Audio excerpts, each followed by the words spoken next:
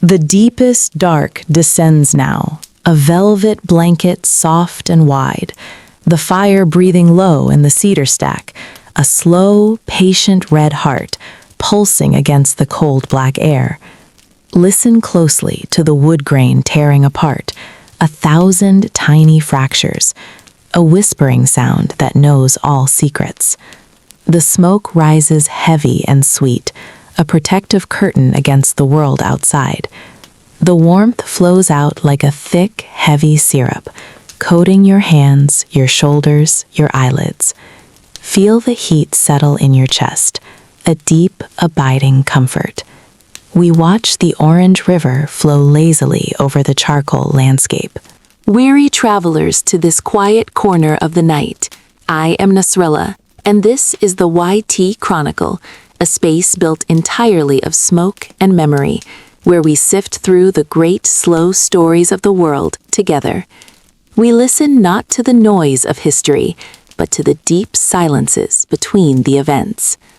Tonight, we begin a journey into the nature of foundational myth, the bedrock stories that define a nation. Every human story begins with this fire, this ancient friend that allowed us to keep the shadow at bay. That same flame burns tonight in the heart of Texas. History. The dust settles thick and dry over those old Spanish roads, those adobe mission walls, standing silently under a sky impossibly vast. We journey now to a place of immense myth and monumental misunderstanding. A simple fortification complex built far too long ago to carry the weight it now bears. We seek the slow, quiet truth that often gets lost beneath the sound of cannons and flags. The story of the Alamo, what both sides get wrong, demands a slow unwinding of time. We must ignore the famous names for a moment. The Crockett myth, the Bowie knife, Travis appeal these things are noise designed to sell pamphlets. We must look instead at the San Antonio de Valero mission itself, long before 1836, a quiet place of faith and farming, a small Spanish outpost struggling with the sheer scale of the wilderness around it. The conflict that erupted there was never purely about freedom or tyranny. It was a complicated knot of land hunger, cultural clashes, political chaos, and genuine misunderstanding. It was a slow argument escalating into a quick, horrific siege. We often paint the struggle in primary colors, clear heroes and clear villains, but history is always shaded in the deepest grays. The men inside the walls were not simply fearless defenders. They were political opportunists, mercenaries, frontiersmen, and farmers, bound together by desperation and bad supply lines, waiting for supplies that never came. The men outside the walls, the Mexican army under Santa Anna, were not simply bloodthirsty invaders. They were conscripted soldiers, fighting thousands of miles from home, freezing cold, deeply hungry, and tasked with restoring order to a restless province. The firelight reminds us that every person caught in the flame feels the same pain. Every shadow cast by the wall is the same shape in the Texas dawn. We must understand the geography, the absolute loneliness of that tiny structure on the edge of the known world, surrounded by endless plains. The true story begins with dust and exhaustion, not with glory and trumpets. It begins with the cold wind whistling through shattered stone arches, long before the final terrible silence descended. Hear the wood settling down, deep, deep down into the heart of the orange glow. Hear that low crackle, that soft snap, that whisper of smoke rising upward, and away into the starless night air. This is your quiet. Place your sacred space, your hour of gentle release. I am Nasrallah, and this is YTChronicle. We begin now. We let the world fade. Just listen to the fire's breath. Tonight we travel far away to the dry heart of Texas, to a place known by history and memory, the Alamo. A small mission, a large myth, a place where stones still hold the secrets of dust and sacrifice. We will sit here by the ancient warmth and look softly at what the history books often rush past, what both sides forget about that long, cold siege. Happened so long ago under the immense sky of San Antonio. Imagine the year 1835, fading slowly into 1836. The light is thin, the air is sharp. The place itself is not a fortress. It is a decaying Spanish mission complex. Crumbling adobe walls. High, high walls, but incomplete. Open gaps where the wind whistles through constantly. The sand is fine, fine grit everywhere, covering everything. The old bells hang silent and heavy, waiting for a sound that will never come again. Listen closely to the sounds of that San Antonio River, winding its way sluggishly nearby. A trickle of essential life running through the dry desert land. There are the sounds of Spanish voices mixed with Tennessee accents, mixed with the deep quiet of the indigenous people who had lived on this land for millennia before any conflict arose. This place was a crossroads, a jumble of different ideas of freedom, of empire, of simple survival. Picture the defenders inside, perhaps 200 men, mostly tired, mostly hungry, mostly shivering during the cold desert nights. They are surrounded by the vastness of Santa Anna's army, perhaps thousands, marching slowly, deliberately, bringing the weight of a powerful nation against this broken down shell of a building. They use cannons, but the gun carriages are weak. They rely on the sheer height of those thick, thick walls, those defensive positions built of rock and sun-baked earth, built by hands long gone.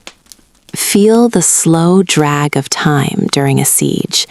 Days blend into nights. Anticipation is a heavy blanket wrapped around everyone. They wait for relief that never comes. They watch the Mexican artillery slowly, slowly moving into position.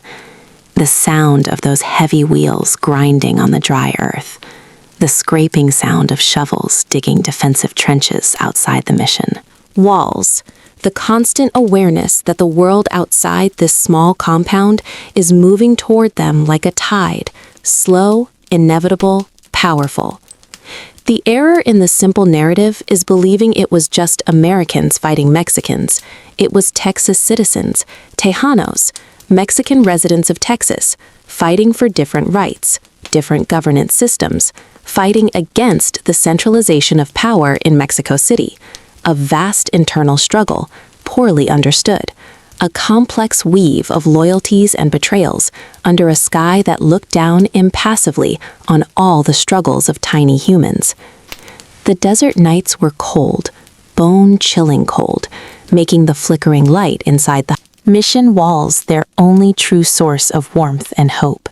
A small, fragile imitation of the vast fire we sit by now, a slow comfort against the vast cold reality looming just beyond those fragile adobe gates. We let the sounds of our own fire wash over us now, imagining the silence, the tension, the cold, cold beauty of that distant desert night, the immense pressure of living day after day under the watchful shadow of destiny. This is YTChronicle 1. We begin here, where the cedar smoke rises thick and slow. Listen closely now to the sound that holds. The world together, the deep whisper of the fire itself. It breathes in the darkness, a soft, powerful lung of heat.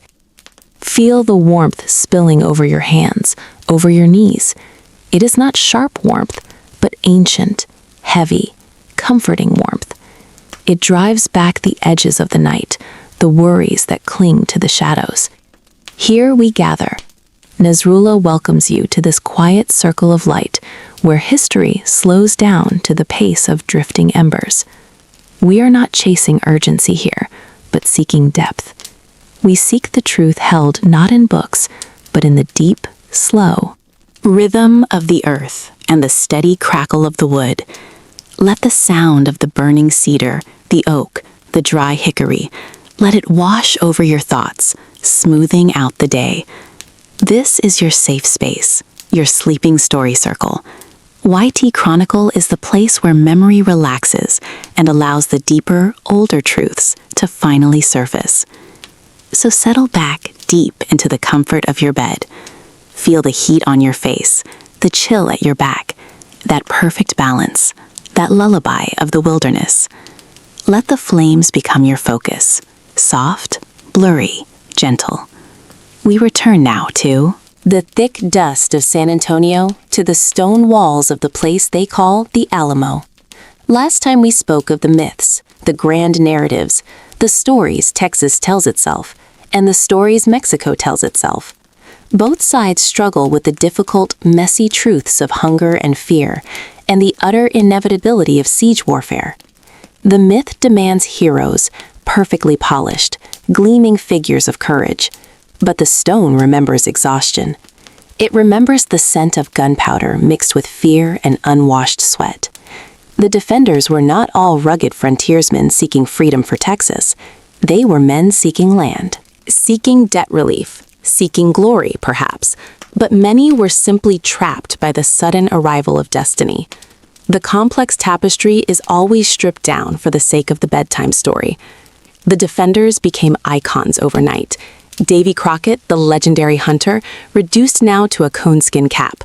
Travis, the young commander, a martyr whose letters burned with desperate hope, but whose final moments were certainly filled with the brutal confusion of close combat. The reality was chaotic, a desperate scramble. The Mexican forces did not march in pristine lines as the movies show. They were exhausted, hungry, suffering from dysentery, and often conscripted soldiers fighting for a government they barely understood. They were motivated by Santa Anna's iron will, yes, but also by the necessity of survival, the simple drive to obey orders or face the firing squad themselves. Santa Anna himself is often reduced to a caricature of tyranny, a man obsessed with crushing rebellion. But he was a political animal, a military pragmatist, often ruthless. His decision to take the Alamo was strategically unsound, some argued, costing him time and thousands of lives. But it was a clear political statement, a declaration that Texas belonged to Mexico, and that mercy would not be given to those who challenged that authority. His flaw perhaps was not pure evil, but excessive pride, the belief that his presence alone could instantly settle the territory. He miscalculated the ferocity of the defiance he created. He planted the seeds of the very fury that would consume him later at San Jacinto. What gets lost in the rush of history, the roar of the cannons, is the small human cost, the moment when life stops being narrative and becomes merely painful cessation. Think of the moments just before the final breach, the quiet hours.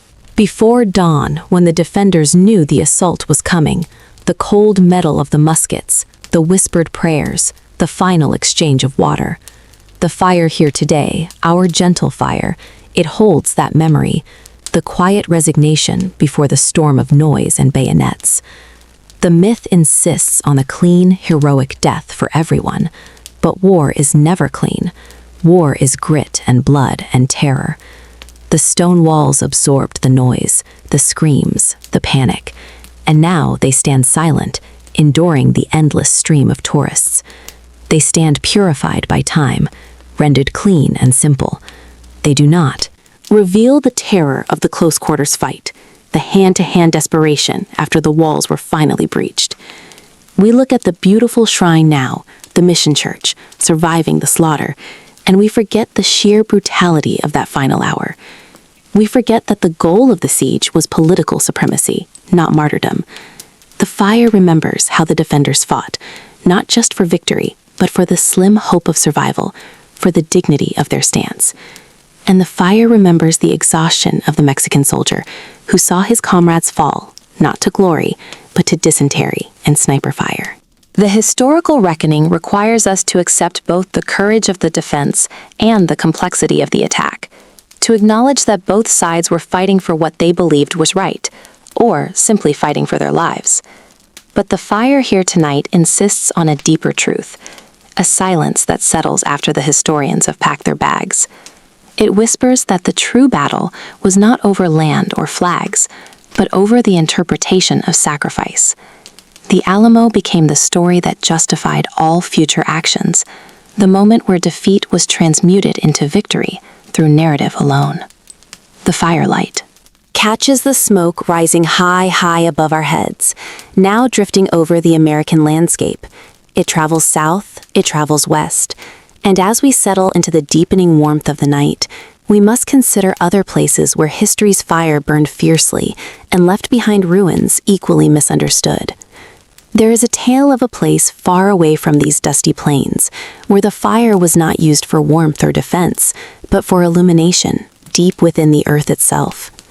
A network of tunnels carved by enslaved hands, running beneath the swamps of Georgia.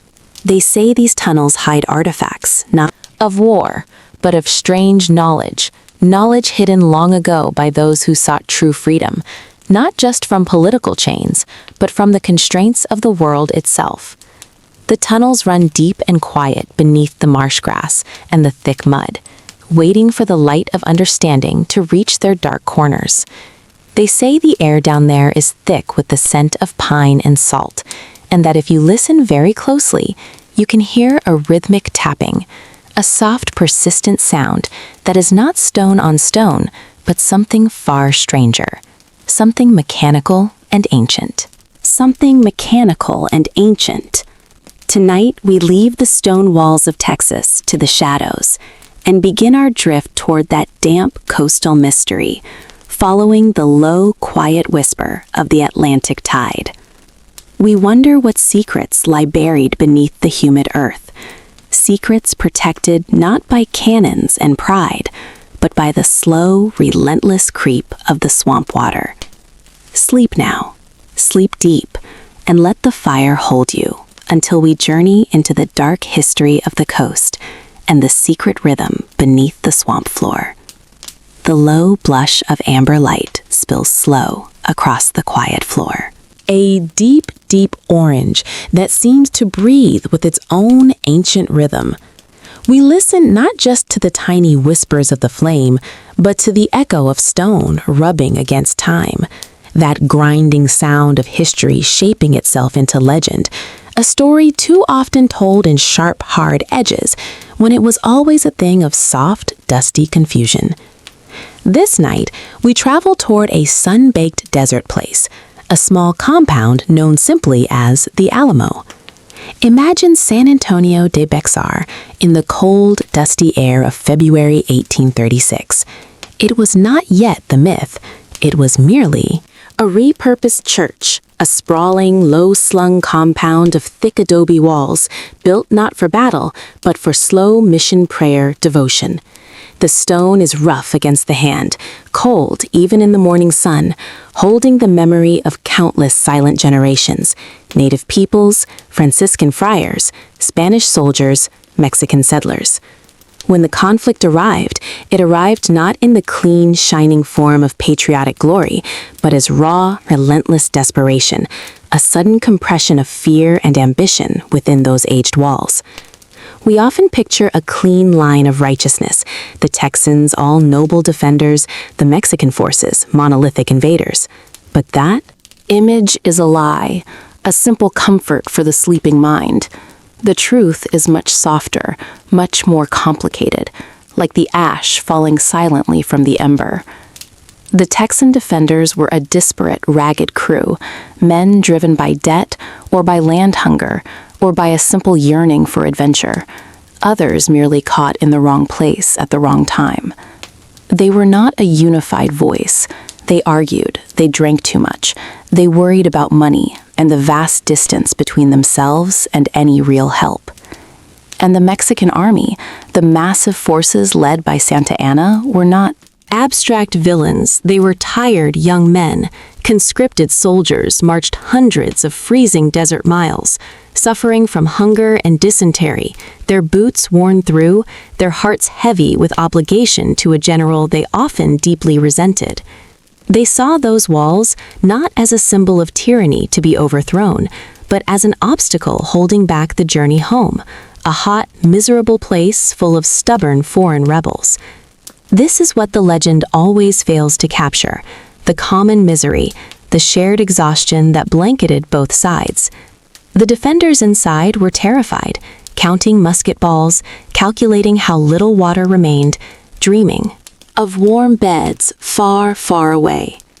The attackers outside were also cold, also hungry, waiting for a suicidal order, knowing that the blood they would spill would taste the same, whether it was their own or their enemies.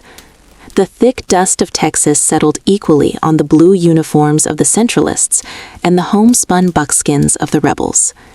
If you stand there now in the quiet courtyard, the stones whisper not of triumphant shouts, but of low, panicked prayers, of men checking the loading of their heavy firearms with shaking cold fingers, of the smell of gun smoke mingling with the sharp scent of cold, dry river mud. The fight was less about freedom or ideology in the final brutal moments, and much more about simple survival, trying desperately to keep breathing when the terrible wave of noise and steel finally crashed over the walls. We pull back the heavy tapestry of the legend tonight, seeking the real ghosts, the ones who simply wanted the nightmare to end long before the sun rose that devastating morning. We look beyond the flag and the fanfare, into the desperate heart of the soldier, counting down his final seconds, wishing only for a moment of peace, a quiet moment like this, warm, slow glow of the firelight. We settle deeper into the warmth now, the flames dancing slow, shadows moving across the rough bark of the logs we burned tonight, the smell of oak and dry mesquite heavy in the cooling air. This ground we sit upon feels ancient, feels layered by time and struggle, and the story of the Alamo rises from the fairy earth itself, a sound like sand shifting, a memory of dust and stone, and the vast Texas sky hanging cold above the old mission walls. Imagine the place, not the neat monument we see today, but a broken Spanish colonial fortress, its walls cracked by time and neglect. Designed originally to hold small forces against raids, not against cannon and thousands of organized infantry. The structure was a ruin even before the siege began, a makeshift defense built of stacked rubble and desperate intentions. The river, sluggish and dark, wound its way nearby, reflecting the dim glow of lanterns, the air thick with the scent of leather, horse sweat, and the underlying limestone dust that clings to everything. The adobe walls soaked up the chill of the February nights, promising no real comfort, only a fleeting sense of enclosure. Inside those crumbling walls lay maybe 200 souls, tired men, mostly farmers, frontiersmen, adventurers, and a scattering of Tejano defenders whose loyalty to the burgeoning republic was fiercely personal, not political. These men were not a unified army. They were fragments of ambition held together by the charismatic shadow of Bowie, the roaring, fevered urgency of Travis, and the silent, legendary presence of Crockett, whose fiddle and stories offered brief escapes from the inevitable grinding dread. You can almost hear the low, murmuring voices, the clinking of poorly cleaned muskets, the rhythm of someone pacing the parapet, watching the darkness for the first distant sign of movement, their breath fogging in the cold night air. That sense of deep isolation, the feeling of being utterly cut off from help or hope. What is forgotten is the sheer brutal commitment of the other side, the Mexican army marching north in the grip of a terrible winter, Santa Anna leading thousands of men across vast empty plains, facing freezing rain, exhaustion, and the near impossibility of supplying such a massive force. Their suffering was immense, a mirror to the desperate plight of the men waiting inside the Alamo walls. They dragged heavy siege guns and equipment over hundreds of miles, motivated by duty and the need to restore order to a rebellious province. a vast human tide flowing toward that small, crumbling Spanish sanctuary under a banner of national pride and legal jurisdiction. A difficult, slow, agonizing procession of boots hitting the hard, frozen ground. The story we tell often simplifies their pain. The Texan resolve and the Mexican endurance. Both sides steeped in hardship under that same unforgiving sky, that same chill wind blowing across the chaparral lands. As the fire settles, now the embers glow deep red, a color like old dried blood, or the inner warmth of sun-baked stone. We hold this image of the old mission, the silent centuries, the cold, heavy air, and the knowledge that the legend born here was forged not just in gunpowder and glory, but in the shared, brutal reality of survival under extreme duress. A deep breath of smoke and stillness. The air thickens with mesquite smoke, a heavy blanket settling low over the San Antonio River basin. The tired men on both sides share the same chill, that bone-deep ache of waiting. They hear the same distant call of the kill, the dreadful notes of El Deguelio echoing across the scrubland. A sound meant to shatter resolve, a sound that speaks only of no quarter asked and none given. Inside the cracked adobe walls, the defenders are huddled by oil lamps, low yellow circles of light, struggling against the vast Texas night. They are not unified heroes painted in marble. They are land speculators, farmers, opportunists, lawyers who dreamed of wide open spaces and the removal of the people already there. They are the desperate men, knowing the sun will rise on their final hours, whether they are ready or not. They watch the shadows flicker and grow monstrous on the rough interior walls. Shadows of cannons, shadows of men, shadows of fate. They smell the damp earth, the metallic tang of old powder, the fear sweat stinging their tired eyes. The history books simplify this moment into a stand, a noble sacrifice, a legend built on the slow burn of propaganda. But if you listen closely to the crackle of our fire tonight, you hear the raw truth, the sheer terror, the cold, pragmatic calculations of the men facing certain death outside the walls. The Mexican soldiers, wrapped tight in their heavy wool greatcoats, also shiver. They are young conscripts from Oaxaca, from Veracruz, from Zacatecas, forced north by the heavy hand of Santa Anna's centralist government, men who only wish to return to their sun-warmed villages and their families. They are told they fight for the Republic, for order, for the rule of law, against rebellious foreign elements. They too watch the darkness. They too feel the pressure of the impending dawn, the awful realization that their duty requires them to run headlong into fixed bayonets and cannons at close range. They listen to the rhythmic drumming of the officers' commands, the low chanting of the prayers, the constant movement of 10,000 boots in the dust, and the absolute silence of the people they have displaced in the valley below. They share the same exhaustion, the same dust, the same gnawing hunger that binds all soldiers, regardless of the banner they march beneath. The myth separates them cleanly into good and evil, but the reality of that cold March night binds them together in a shared experience of human desperation. The firelight shows us the truth that both sides are flawed participants in a larger conflict over resources and control, not simply freedom or tyranny. The real tragedy is not the deaths, but the obliteration of the nuanced history that led up to the final breach. The histories fail to record the names of the Tejanos who sided with Santa Anna, seeing the encroaching Anglo culture as a greater threat to their own way of life than the general's rule.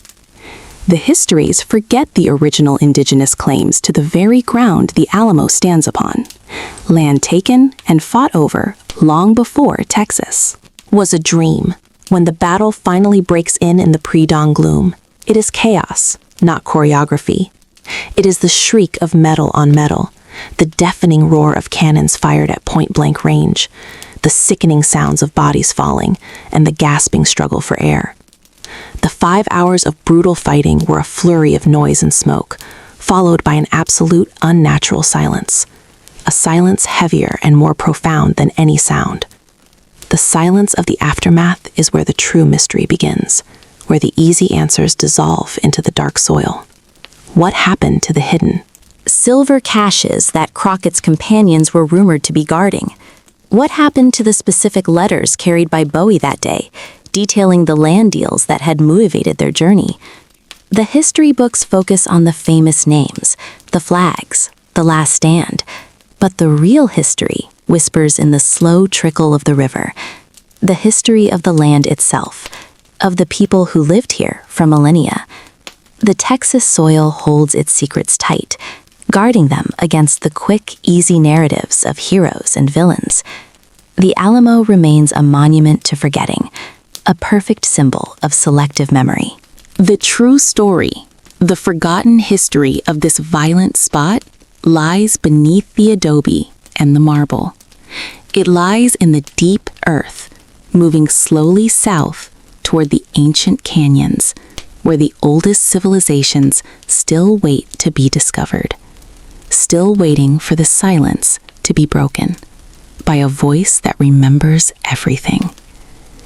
The cedar log sighs now, a faint warm whisper, a slow exhalation of deep forest scent. A perfect quiet settles around us, like a heavy blanket woven from midnight wool and the silence of forgotten canyons. The orange glow softens the edges of this moment, a deep Amber hue washing across the floorboards, a slow surrender to the night's enormous breath. We watch the tiny motes of ash lift gently into the thermal currents, rising toward the dark firmament, then vanishing as suddenly as a dream upon waking. Listen closely to the sound of the fire itself, not the crackle or the pop, but the steady, low murmur, the sound of time being consumed, hour after hour. This sound is the anchor, the keeper of all the stories we hold sacred. And tonight, our story journeys far, far away from the familiar trees and streams of this gentle quiet. We drift southward now, a very slow migration across the sleeping continent to a place known by almost every child, a dusty, sun-blasted mission in San Antonio de Bexar, a place where stone walls still whisper of desperate hope and final moments, the legendary Alamo. The myth of the Alamo burns so bright, like a magnesium flare, blinding white, blinding fierce. We remember the heroes, the names engraved deep on the consciousness of America. Travis, Bowie, Crockett, names made of granite and thunder. But the fire, the slow, low-burning fire of true history, teaches us patience. Asks us to look past the blazing spectacle of Hollywood legend and see the weary, exhausted men, the human beings shivering against the cold Texas dawn. What is forgotten often is the utter exhaustion of those defenders, the hunger, the constant drain of endless duty, the simple paralyzing fear that must have settled deep in their bones, like the penetrating dampness of a January rain. We forget that James Bowie was likely deathly ill, too, weak to stand, confined to a cot, suffering terribly, perhaps from consumption, perhaps from typhoid. His greatness already receding into the fevered mists of illness. His famous knife useless now against the invisible enemy within. We forget that William Barrett Travis, barely 26 years old, was desperately writing letters, begging for help, pleading for just a few more rifles, a few more men, knowing deep down in the center of his soul that the help would likely never arrive. A young commander, burdened by the weight of impossible expectation. The narrative we tell is usually black and white, a simple struggle of freedom fighters against tyranny, a clear choice between good and evil. But history is rarely so cleanly drawn. History is messy and layered. like the bark of an old oak tree. The narrative of the other side is also simplified, reduced to a vast faceless army led by a single megalomaniac general, Santa Anna, a man often portrayed as simply cruel and bloodthirsty. But those soldiers, those thousands marching northward across Mexico, were also men, tired men, conscripted men, pulled from fields and families, men who did not fully grasp the distant cause for which they fought. They suffered from desertion, from freezing temperatures, from brutal lack of supplies, just as much as the Texans did. Their motivation was not always ideological fire, but often simply the fear of their own command. The siege itself was slow. It was agonizing. It was weeks of cold nights and sleepless vigilance, weeks of cannon fire, trading insults, weeks of waiting for the inevitable, the slow, grinding reality of attrition, not the cinematic rush of instant conflict. The fire reminds us of the complexity, the dust, the fatigue, the smell of gunpowder mixing with the smell of unwashed linen and fear, a thick, heady cocktail that history often chooses to filter out, leaving only the distilled spirit of glorious sacrifice, a bright, shining stone that hides the trembling human heart beneath it. The fire settles deeper now, a soft whisper of heat against the cool night air. We let the darkness hold the distant edges of the trees, knowing we are safe here, wrapped in the mesmerizing rhythm of the crackling wood. Think of that ground, that ancient Spanish ground where the Alamo stands. Even today, it was never designed to be a heroic fortress, was it? Not a place built for the final desperate stand of legend. It was a mission complex, a quiet refuge for conversion and agriculture, built slowly by generations of faith and struggle. The stone was porous limestone, soft and pale, easily crumbled by the sustained impact of heavy artillery. The myth tells us of impenetrable walls, but the reality was a vast, sprawling perimeter, impossibly huge for the 200 or so defenders trying to hold the line. 800 yards of exposed defenses, waiting. Imagine the atmosphere within those walls in February and early March of 1836. The air was thick with desperation and the metallic scent of sweat and gunpowder. It wasn't just the famous names inside. No, there were Tejano families sheltering there, wives, children, old men seeking protection from the coming storm. The long barrack, that iconic two-story structure running along the eastern wall, was the key defensive point, yet its roof was little more than dirt and timber, quickly shredded by the mortar fire. We must visualize the cold, the biting north wind that sweeps down across Texas plains. The men slept badly, if at all, bundled in thin blankets, listening to the relentless sounds of Santa Anna's massive army setting its siege lines. The dull thud of shovels hitting the hard Texas dirt. Every night, every single night, the Mexican engineers were methodically digging approach trenches, drawing closer, pulling their massive 12-pounder cannons into effective range. The stress was not just from the fighting, it was from the unrelenting noise, the constant tension. The defenders were rationing gunpowder, hoarding their few supplies of biscuits and dried meat. The only real source of light after sundown was the meager flicker of tallow candles and small cook fires. Fires very much like this one, but filled with fear. They watched the horizon, praying for the relief column that Travis promised, but which never arrived fast enough. The Alamo was not a tidy military barracks. It was a chaotic collection of storerooms, stables, a walled plaza, and a crumbling chapel. The defenders had to improvise constantly, stuffing gaps in the walls with hides, stones, and dirt. They were masters of expediency, making do with what little they possessed, knowing they were already surrounded, already sealed into their fate.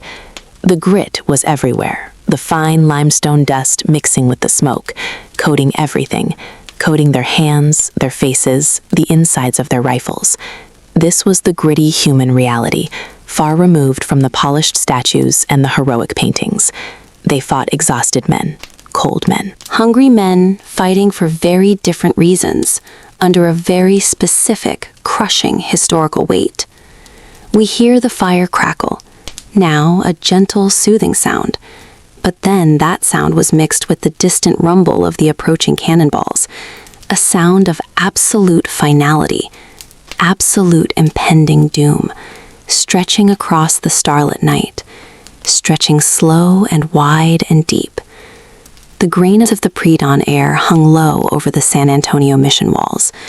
It was a damp, silent cold that sinks into the bone marrow, a feeling of inevitable movement, a quiet tension that makes the breathing shallow.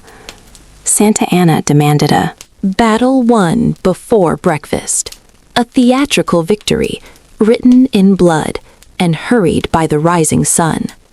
The final charge began, not with a scream, but with a slow, low drumbeat, a rhythm of approach felt more than heard through the stone dust and the mist. The firelight from the besieged mission flickered wildly, mirroring the fear and the desperate resolve inside, illuminating the faces of tired men who knew the light they saw would soon be extinguished. The sound of musketry, when it broke the silence, was not a roar, but a ragged, tearing sound, followed by the metallic clang of steel meeting stone, a horrifying, discordant music that dissolved the silence completely. We often romanticize the defender's last stand as a clean, patriotic moment, but it was chaos. It was exhaustion. It was confusion. A thick soup of smoke and screaming that swallowed the dawn. The stories later told in saloons and beside slow-moving rivers cleaned the edges, smoothed the rough reality of men fighting hand-to-hand over barrels and in shadowed corners, men who had simply run out of room to run. Those few who survived the initial onslaught and were captured saw the final flames of the mission's interior, burning away the last evidence, the ashes drifting up into the indifferent Texas sky. The true monument is not the building itself, but the stories whispered around bonfires in the years that followed, each retelling making the heroes taller, the villains darker, the motives purer than they ever were in the harsh reality of that morning. The Alamo became a light, a kind of guiding fire for manifest destiny, a rallying cry that demanded more land, more distance, more memory. It was not about freedom for everyone. It was about land. It was about the complex, terrifying impulse toward expansion, toward the West, toward the unknown space where history often dissolves into myth. When you stand beside the stone now, years later, feeling the warmth of the setting sun on the ancient walls, you can almost hear the echoes. Historians arguing, the tourists murmuring, the soft sigh of the wind. But if you listen deeper, beneath the layers of political dispute and patriotic fervor, you hear only the low, rhythmic sound of the stone itself, breathing in the silence. The silence after the cannon fire, the silence after the defeat, the silence that gives birth to the legend. The defenders saw a future built on courage and self-rule. The Mexican soldiers saw a future built on order and defense of national sovereignty. Both sides saw only a partial truth, a prism of the light refracted through the lens of their own desperate needs, their hunger for belonging and purpose. And both sides died for a flag they barely knew, and for promises that history would quickly forget. The real story of the Alamo is the slow burning of memory, how we stoke the fire of history by throwing upon it the dried leaves of our own desires, until the image we see is not the truth, but simply the reflection of our own warm face in the flames. We leave the warm, familiar glow of Texas now, the stone walls receding into the deepening night, a history told and retold, and ultimately worn smooth by the passage of countless hands. The fire before us crackles low, settling down into the embers, a pulsing red heart that illuminates only the immediate circle of warmth. But beyond this circle, beyond the flickering shadow cast by the mesquite wood, there is a new feeling, a vast, cold presence. A sound begins to drift into the quiet air. It is not the rattle of muskets or the clamor of conflict. It is a slow, deep sound, like the grinding weight of continental plates shifting far beneath the surface of the earth. It is the sound of water, immense and inescapable, moving with an unbelievable slowness. It is a mystery contained in a stillness, waiting for us to approach, a call from a place of unbearable cold, where the light of the sun seldom penetrates the depths. A vast ocean waiting to tell us its own fireless stories. Stories of ships and the deep salt dark, of impossible creatures, and history lost in the crushing pressure, far, far beneath the surface of the calm waves. We must listen closely to that cold, deep calling sound, and let the gentle rocking begin. The sea awaits us, and the ancient history hidden in the currents. The juniper fire crackles low tonight, a slow, soft breath that expands the quiet darkness of the room. A hush settles deep within the wood and the stone hearth. The red light breathes out a gentle pulse along the ceiling beams, a wave of warmth that climbs slowly from your fingertips along your forearm, easing tension that you did not even know you held. A slow unwinding, a letting go. We breathe together with the flame, the faint whisper of smoke, a pale white ghost that rises and dissolves into the higher shadows of the night air. We follow that ascending smoke back through the long corridors of years, back through the dust and the dry cold of a Texas winter, 1836, to a place called El Alamo, a ruined Spanish mission church, standing defiant in the middle of San Antonio de Bejar. Close your eyes and feel the sheer scale of the sun-baked walls, rough limestone that held the echoes of generations of prayer and toil before it was ever a garrison for war, before it was ever a symbol of resistance. It was a crumbling skeleton of stone, poorly defended. Too vast to manage a place where the wind whistled through broken archways and the heat settled heavy and relentless. The story we are told of the Alamo is simple and ringing, a tale of pure heroism, a clear fight for freedom, a noble sacrifice of every last man standing against tyranny. But history is rarely so clean. History is often a confusion of motives, a tangled mess of desperation and greed and genuine conviction, all mixed together in the dry, gritty air of the frontier. The firelight must soften the harsh edges of that legendary narrative, allowing us to see the deep complexities, the fundamental misunderstandings that fed the terrible collision. Both sides, both the Texan defenders and the Mexican federalists, misunderstood what they were truly fighting for that winter. The men who gathered inside the mission walls were not a homogeneous army of freedom fighters. They were land speculators, adventurers, debtors running from the law, recent immigrants who cared less about Texas sovereignty and more about securing cheap acreage, a world away from the banks and the marshals. They held deeply conflicting loyalties. Some wanted union with the United States, others dreamed of an independent republic. Some simply wanted to restore the liberal constitution Santa Anna had recently abolished. They were fighting for Texas, yes, but what Texas meant to William Barrett Travis was profoundly different from what it meant to David Crockett or to the Tejanos who fought alongside them, men who had been Mexican citizens all their lives.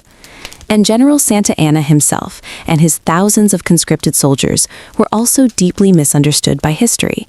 They were not simply bloodthirsty invaders, a rebellious province, men who saw the defenders of the Alamo as illegal squatters, threatening the very structure of their country.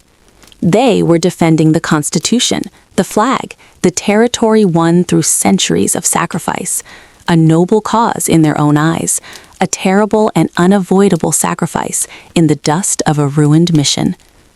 The fire settles lower now, a deep ruby glow, illuminating the space between the legend and the bitter truth of February 1836, a period defined not by clear heroes and villains, but by desperate men caught in the grinding machinery of inevitable conflict.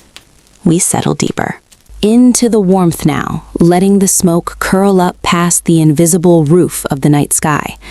The fire speaks softly, reminding us of those ancient fires built by those desperate men huddled inside the mission walls of San Antonio de Bexar in that early spring of 1836. The reality of the Alamo was not the clean painting of heroism we often see, but a vast, dusty, uncomfortable reality. A place of deeply flawed men, driven by desperation and complex motives. Imagine the scent of the dry mesquite wood, mixed with the sharp smell of gunpowder and unwashed wool, and the faint lingering smell of fear clinging to the limestone walls. The mission itself was never built for war.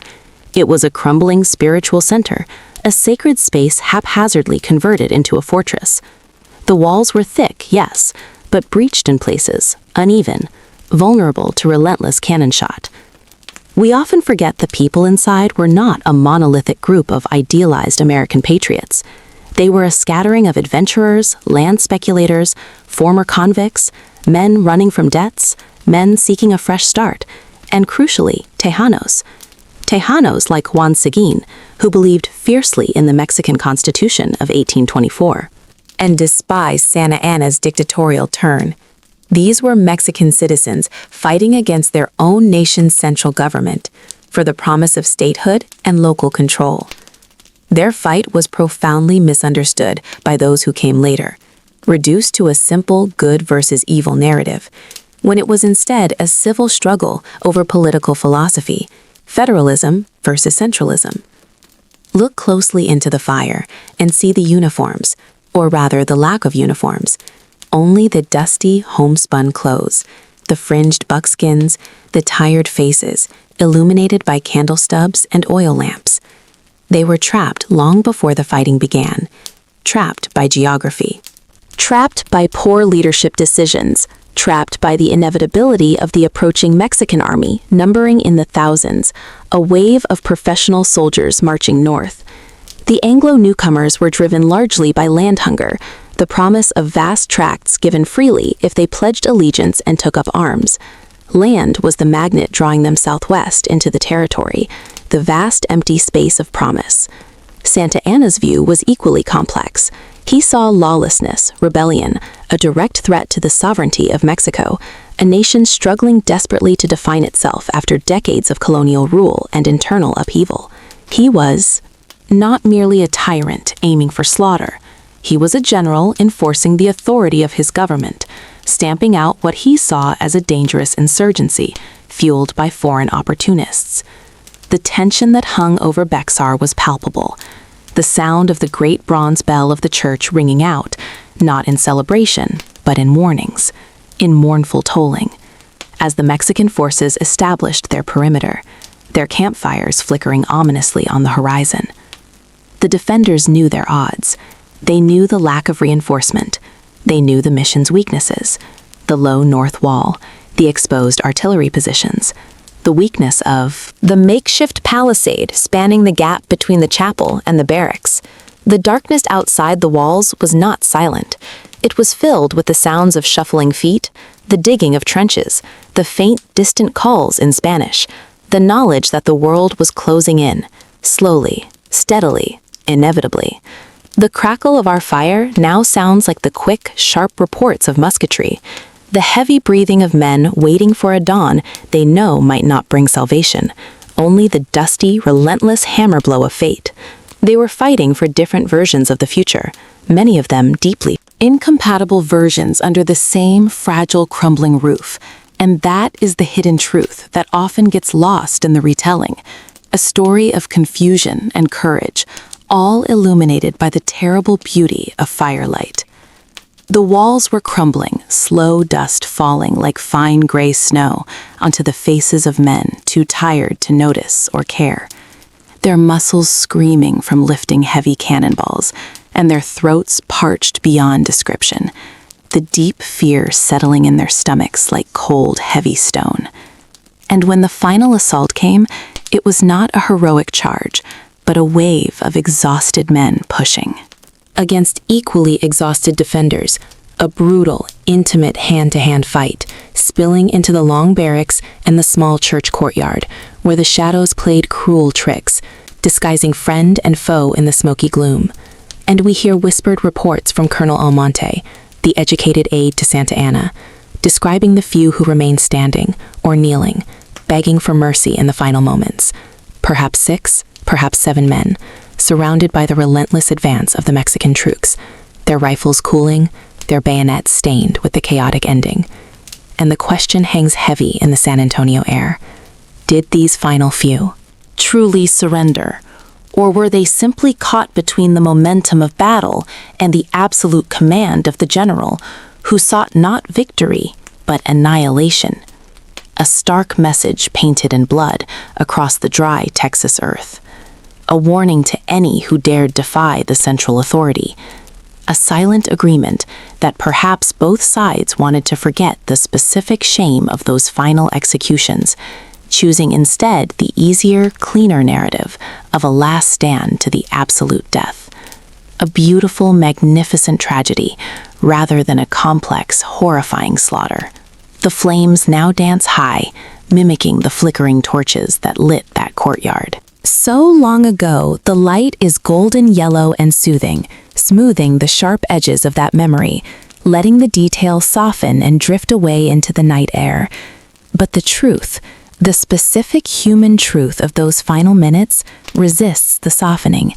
It demands to be acknowledged, that survival, even momentarily, was possible, that fear was real, and that the choice between life and death rested not on destiny, but on the capricious mood of a triumphant general.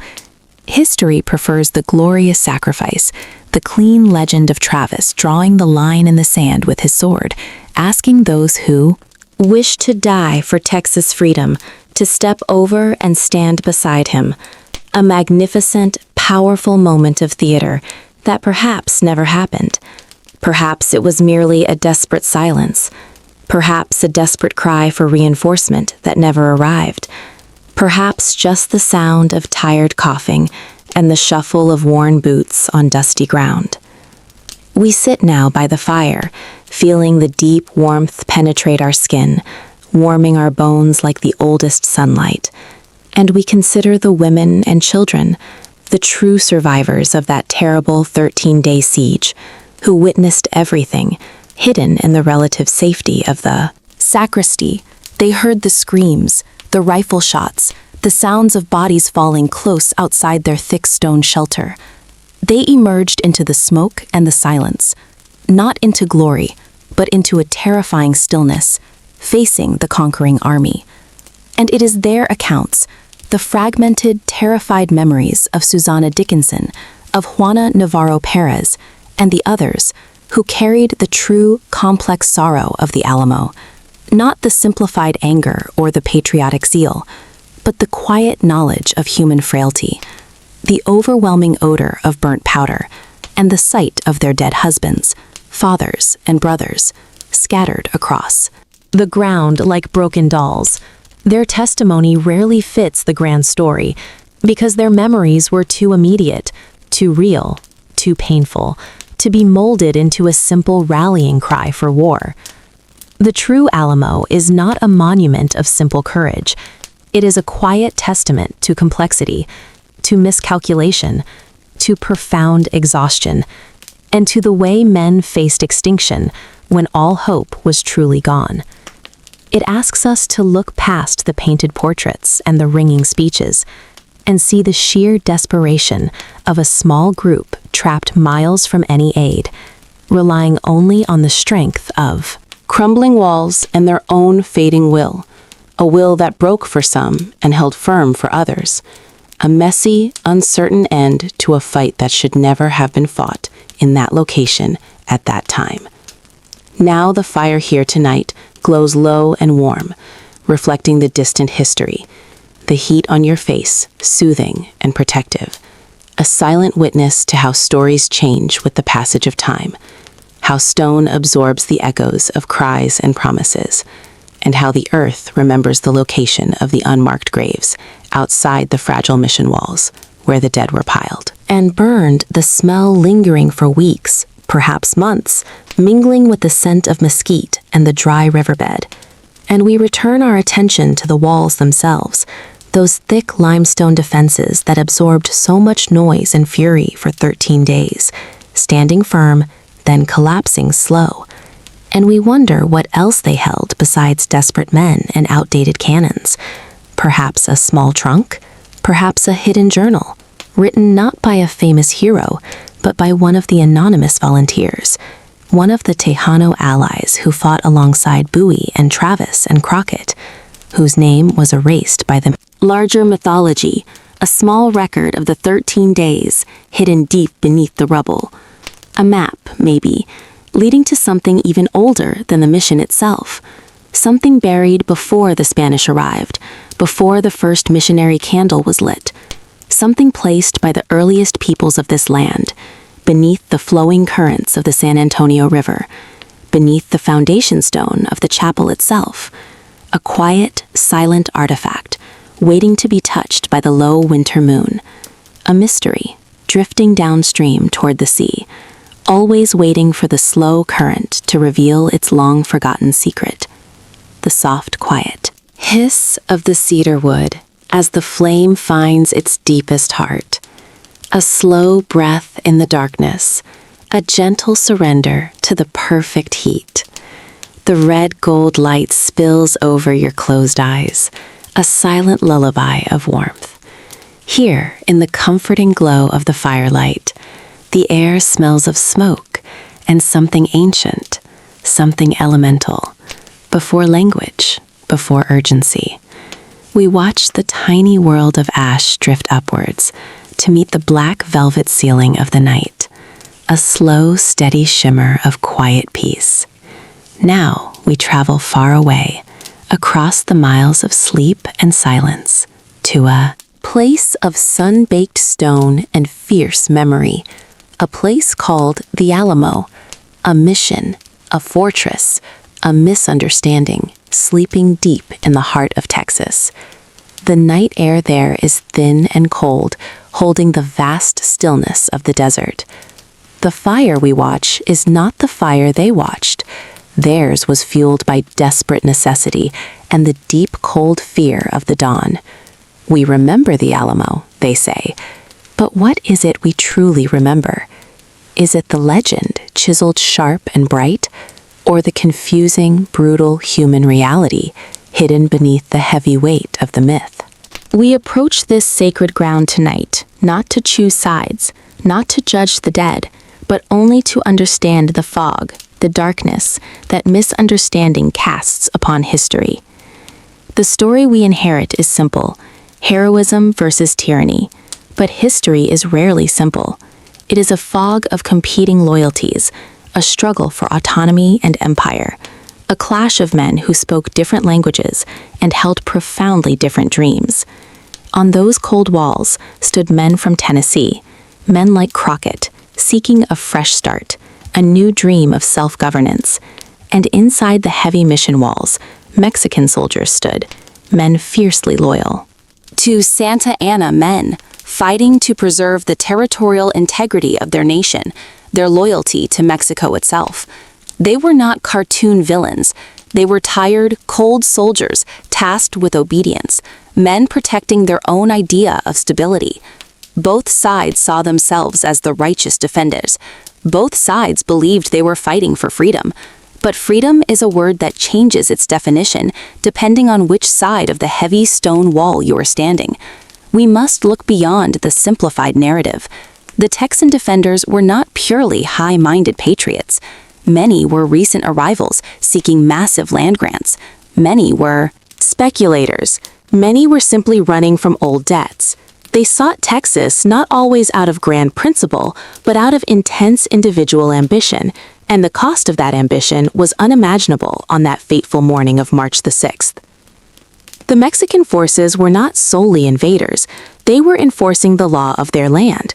They marched exhausted, hungry, desperate to end the rebellion swiftly before the American interest could deepen and harden the conflict. It was a collision of destinies, fueled by a deep, profound inability to truly understand the other side's basic human needs. A sleepwalking disaster unfolding under the harsh, pale desert sky. They were separated not just by rifles and cannons, but by an absolute lack of shared meaning. We settle back into the soft warmth of our fire here and listen to the long echoes of that cold, forgotten truth. The truth that both sides, both men, both causes, held valid points, and both held terrible, fatal misunderstandings. We breathe in the ancient smoke and let that complexity drift slowly, slowly into the deepest silence. The fire draws me closer to the feel of 1836, a cold February breeze rustling the dry scrub brush outside this warm circle of light. Think about the stones of the Mission San Antonio de Valero, the Alamo. It was never intended to be a fortress, just a simple church complex, crumbling lime mortar holding ancient river stones together. Imagine the rough texture under your fingertips, the cold, deep chill radiating from centuries-old walls. This vast, empty space of Texas wilderness surrounding that small pocket of desperate men. They were wrapped in wool blankets, smelling of wood smoke and gunpowder. The air thick with anticipation. Not heroism yet, just the dread of waiting. The stones themselves tell a different story then. The legends, a story of neglect, a story of makeshift defenses where the walls were too low, the perimeter too wide. The mission was structurally inadequate for sustained combat. Listen to the fire hiss, a little sound like dry sand hitting hot glass. The land around Bacar was harsh, dusty, unforgiving. The San Antonio River flowed slow and brown, providing the lifeblood for that small town. But the mission itself sat slightly elevated, a defensive position only by accident. Its crumbling defensive perimeter stretched too thin by necessity, not design. The light flickering now shows us the dirt floor of the old plaza where those men walked, their boots crunching on loose gravel, every sound amplified in the cold desert night. The stillness of the Texas plains, waiting for the arrival of Santa Anna's army. A silence so profound it felt like pressure. The only comfort, the shared warmth of small cooking fires, much like this one. But those fires were kept low, fearful of attracting distant eyes. We must remember the cold. The historical records speak of bitter temperatures, freezing rain, sleet, perhaps snow on the high plains. That cold penetrated the thin woolen coats of the defenders, adding misery to their apprehension, their hands stiff, their breath smoking white clouds in the early morning air. Close your eyes and let the warmth envelop you. Feel the weight of their fatigue. These were not polished soldiers, mostly farmers, adventurers, rough men sleeping on hard earth, their rifles heavy, their supplies dwindling. The primary smell was not glory, but stale sweat, wet leather, and the metallic tang of old cannon barrels resting in the dusty corners. The sound of the wind whistling through the breaches in the adobe walls, a constant, mournful drone. That sound was punctuated by the rhythmic pacing of sentries, the low murmur of Spanish and English spoken in urgent whispers. The reality of the Alamo was physical exhaustion, the slow, gnawing fear, not the blazing spectacle of legend, yet just the cold, relentless demand of duty under a vast, indifferent Texas sky.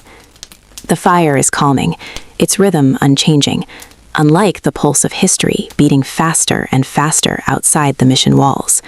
Santa Anna's massive army was approaching, marching over those same cold, dusty plains. Thousands of men, disciplined soldiers, professional, determined. their uniforms bright against the drab winter landscape. The scale was staggering against the barely 200 inside the mission. The historical truth often lies in these numbers, the imbalance, the sheer hopelessness of the mathematical equation. It was a fortress, already besieged by the landscape, by the weather, by the sheer weight of Mexican military power. The sound of distant drums, the very faint echo of trumpets carrying on the wind, a terrifying promise of the inevitable, coming closer and closer, while the fire here simply crackles softly, offering only peace and warmth now, far removed from that cold, fateful plaza where history waited. The walls were not white stone, they were brown. dusty, scarred by time and inadequate protection. The air was dry, the river low, the fate sealed by geography and sheer numbers. That is the setting we must internalize. The cold, the dust, the rough texture of desperation. That is the Alamo, February 1836. The night air was thin and sharp, the fire drawing all the heat towards its center, a pocket of warmth against the vast, cold desert. History is often written in warm, comfortable rooms, far from the biting reality of dawn assaults and the sharp tang of copper, blood drying on limestone walls. We forget the smell. The raw, unfiltered fear that clings to the cotton uniforms and the sweat-drenched leather. March 6, 1936, was not a grand stage of shining valor. It was a desperate, close-quarters nightmare, a confusion of shadows and shouting. Santa Anna's troops surged over the broken palisades, men fighting in darkness, unable to distinguish friend from foe. The defense was not a tidy cinematic stand. It was a series of small, brutal, desperate pockets, fighting room by room, courtyard by courtyard, until the quiet returned. And the quiet was the ultimate lie, because the land remembers. The land itself holds. The memory of every breath, every final sigh beneath the sprawling pecan trees and the drifting river mist. The stone walls absorbed the sorrow. The truth is, neither side held the moral high ground perfectly. The Texans sought land and economic opportunity, freedom from centralized control, yes, but often tied inextricably to the maintenance of human bondage, a reality that complicates the shining banner of liberty. The Mexican troops fighting for Santa Anna were not monolithic villains. They were conscripts, indigenous men, often marching thousands of miles from the south. They fought for the preservation of a unified Mexican republic. Fearing the fragmentation of their nation, fearing the loss of territory to expansionist neighbors, they fought against foreign intrusion just as desperately as the defenders fought for their claim to the land. The Alamo then becomes a mirror reflecting the desires and the fears of the 19th century, a crucible of misunderstanding, a collision of cultures driven by resource demands and political pride. We simplify it to heroes and villains, to black hats and white hats, but the firelight knows the nuance. The shadows move and flicker, telling a tale of gray areas, of compromise that failed, and of ancient debts paid in raw courage. Listen to the crackle now. It sounds like dried corn husks rustling, like the stiff movements of men waiting in the darkness for the bugle call. It reminds us that this conflict over this very spot, this ancient mission site, was merely the latest iteration of ownership arguments. This land was consecrated long before the Spanish arrived, long before the flags of Texas or Mexico flew over it. It was a place of water, a junction, a sacred space for the Coaltecan tribes, the people who knew the ebb and flow of the San Antonio River, the people who had their own chronicles of conquest and displacement long before the names Travis or Bowie or Santa Anna meant anything. The mission walls themselves were built upon older truths, older foundations, whispers of ceremonies and survival and starvation. The stones are heavy with layers of forgotten devotion and forced conversion.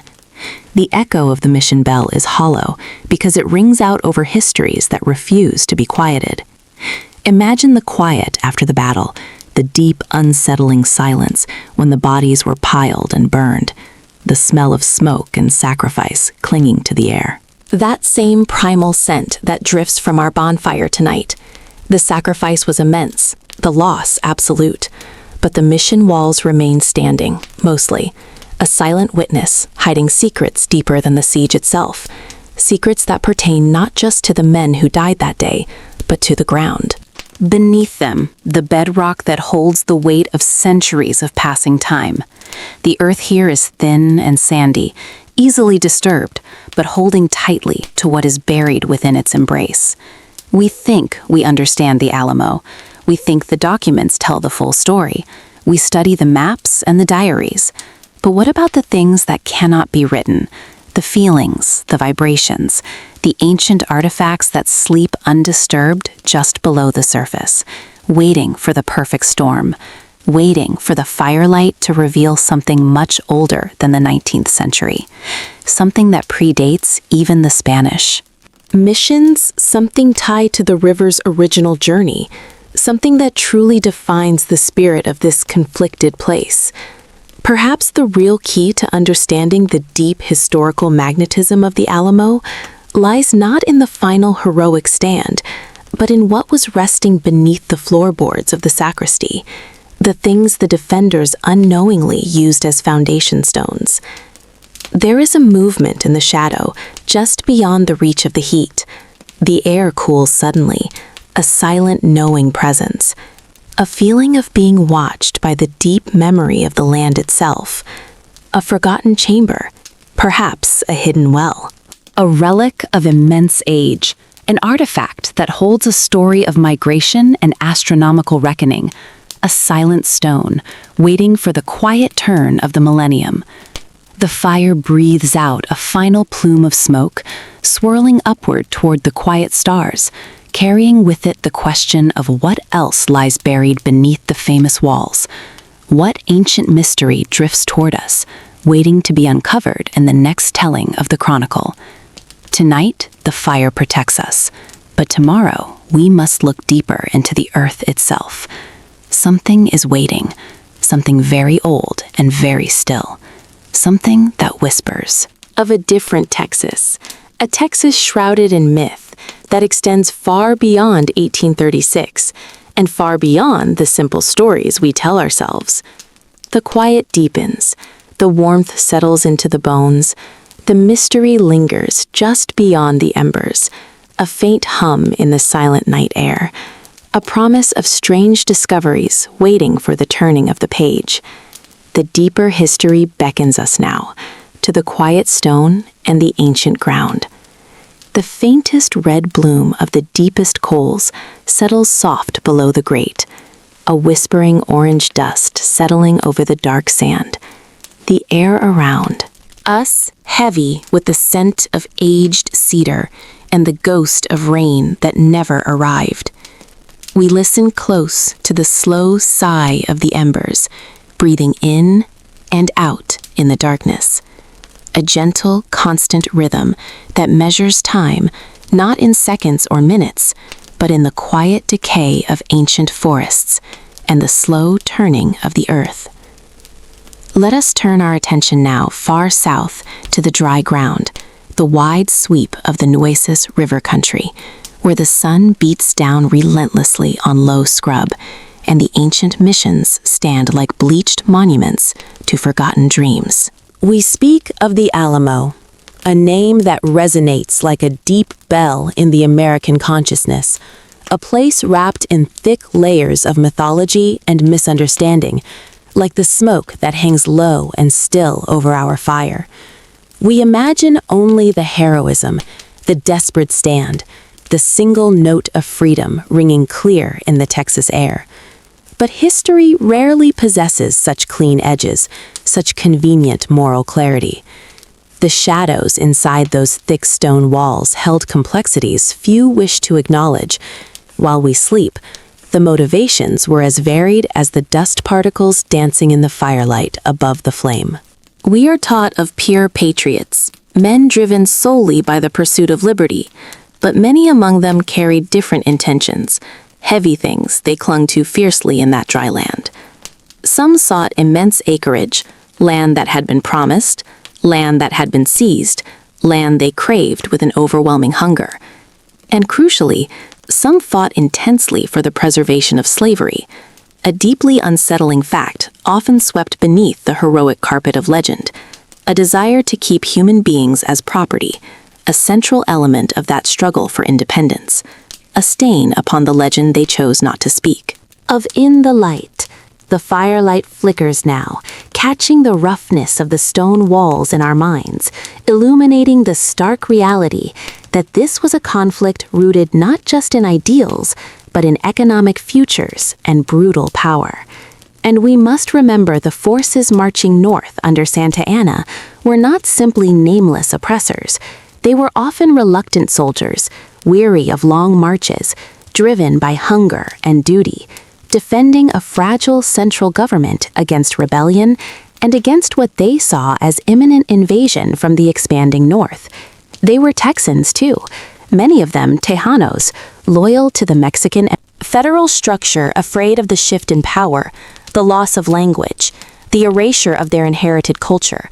They believed in loyalty, in order, in the preservation of their republic against the constant encroaching tide of aggressive settlement. Both sides carried deep conviction. Both sides carried deep fear. Both sides were desperately human. Both sides ultimately misunderstood the other utterly, believing their own narrative to be the sole truth.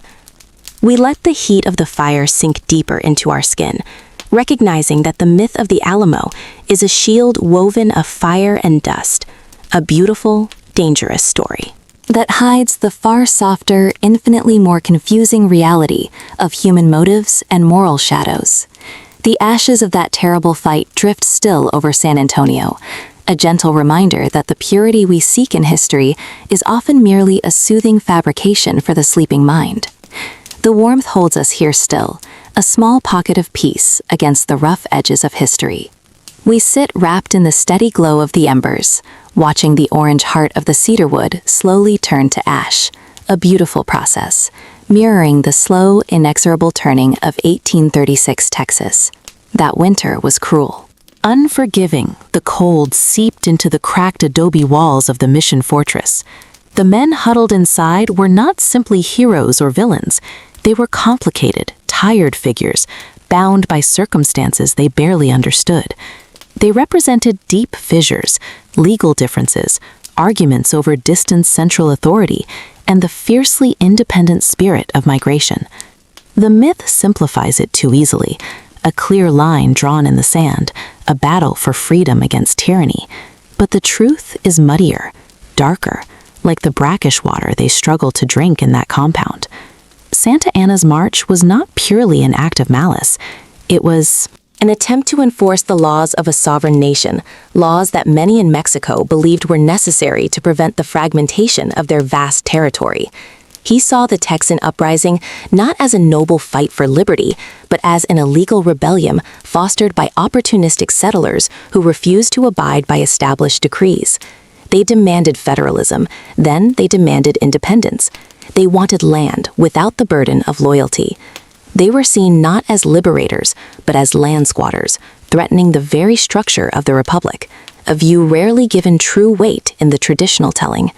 Imagine the shadows cast by the meager lanterns inside the mission, where Colonel Travis perhaps paced, his desperation growing with the realization that reinforcements were not coming.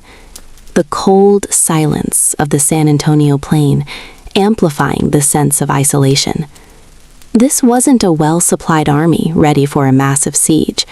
It was a motley collection of farmers, merchants, adventurers, and a few idealists, some seeking glory, some seeking protection for their families, some seeking only the quickest way to repay old debts. Their uniforms, if they had them, were frayed, mud-caked, their weaponry often mismatched, their loyalties sometimes questionable. A desperate gamble played out. Under the indifferent sweep of the Texas stars, they were unprepared, underfed, fighting a brutal South Texas winter, inside a structure never designed to withstand modern artillery. The sheer amateur hour nature of the defense is often glossed over by the polish of legend. We feel the fire crackling, a reminder of the desperate warmth they sought. They burned anything they could find: old wood, broken carts, perhaps even furniture from the abandoned mission rooms. The heat provided a temporary illusion of safety, but the air itself was brittle, sharp, carrying the distant scent of gunpowder and the certainty of Morning, the misunderstandings were profound on both sides. The Texans failed to grasp the depth of Santa Anna's commitment to Mexican national integrity, viewing him as purely an easily defeated tyrant. The Mexican High Command failed to recognize the sheer stubbornness and entrenched belief in personal sovereignty held by the defenders. A clash of legal frameworks, a clash of cultures, a clash of definitions regarding liberty and ownership, all converging on that small walled compound. The concept of federalism they fought for was itself a fluid thing, changing depending on who was speaking and who was writing the laws. Listen closely to the fire's steady whisper. It tells us that history is rarely clean. It is full of exhausted men making impossible choices. The defenders were not simply martyrs. They were men trapped by their own political gamble, facing overwhelming odds. The Mexican soldiers were not mindless automatons. They were conscripts marching hundreds of miles through brutal cold, believing they were defending the honor and unity of their homeland. The stone walls absorbed the fear, the expectation, the waiting for the bugle call that would signal the end of the slow, brutal waiting game. A waiting game warmed only by small, fleeting fires like the one we watch now, turning to soft, glowing embers, promising nothing but the cold expanse of the approaching dawn and the heavy weight of inevitable confrontation. That clarity of moment is what history often strips away, leaving only the bright but incomplete veneer of myth. A perfect fire, slowly dying down until the next piece of wood catches and begins its deep, hypnotic burn. The quiet hum of the flames holds the whole complicated truth of the Alamo within its ancient light. The warmth of our fire here is steady, unlike the cold dread that gripped those men inside the Alamo walls, of fear that chilled the marrow deeper than the winter air of 1836. They tried to sleep beneath rough woolen blankets, but sleep offered no true sanctuary, just fitful dreams of home and the metallic taste of destiny coming soon. They listened to the wind whisper over the low stone ramparts, the dust devils swirling like ghosts across the courtyard, and they heard the methodical sound of the Mexican army preparing its final deadly embrace. The sound was not loud fanfare. It was thousands of boots shifting gravel, thousands of men breathing, thousands of rifles being checked, thousands of whispered prayers offered to a swift, merciful God. They knew the music of the bugle would soon shatter the dawn, that specific, high-pitched, mournful call. The sound of Deguelio, the sound of no surrender, the song that meant annihilation. It was not glory they thought of in those final desperate hours, but the smell of coffee, the faces of their wives, the soft soil of home, the simple ache of hunger that never left them. Hunger for food, hunger for safety, hunger for an end to the agonizing wait. The legendary figures became simply men, exhausted, dirty, their hands slick with sweat and the residue of gunpowder. They checked their priming pans again and again, listening to the low rumble of Santa Anna's cannon being shifted into position, those massive iron mouths waiting to speak the language of absolute power. They knew the angles were wrong, the walls too thin, the numbers too few. They were trapped between loyalty and survival, a conflict older than any mission wall. The fire remembers every grain of dust stirred by that waiting, every held breath, every moment of agonizing silence, before the violence. True story lives in the sensory memory of that space, the way the limestone smelled after a light rain, the pervasive scent of wood smoke and sweat clinging to the wool of their coats, the way the shadows stretched long and thin across the plaza beneath the sickly light of a high moon, a moon that witnessed every mistake, every desperate hope, every poorly constructed defense they built the night before the final push. They were not statues of bronze, yet they were fragile flesh and bone, aching for rest, for rescue, for one simple hour of quiet peace. And when The assault finally came in the pre-dawn dark, the chaos was absolute. It was sound, sound, sound, shattering the night. Screams of terror, screams of fury, the awful wet thud of close combat, the blinding white flash of muzzle fire illuminating moments of horrific clarity, revealing faces contorted by fear and adrenaline. The air choked instantly with thick, sulfurous smoke, a fog of battle that stole the breath and muffled the reality, until all that was left was the instinct to swing, to push, to survive just one more second. They fought not for the expansive history books that would follow, but for the space directly in front of their faces to not fall down, to keep breathing. The warmth of the small fire they tended inside the compound was replaced by the burning heat of close quarters violence, a heat that consumed everything quickly. The smoke was the final veil covering the reality of the defeat, the quickness of the end, the fact that for every mythologized hero, there were 10 men who simply disappeared into the anonymity of war, undocumented, their names fading even before the smoke cleared. The political realities, the land grabs, the misunderstandings, the true cause of the conflict, all drowned out by the thunder of the narrative that followed. A narrative crafted for justification and memory, not for the quiet truth of tired men dying in the dark. But we look deeper now, past the accepted history, past the memorials in the gift shops, into the dust beneath the foundations, into the secrets the earth holds fast. The ground itself remembers, a truth far quieter than the gunfire. The archaeologists digging near the old chapel foundation sometimes speak of finding things that make no sense.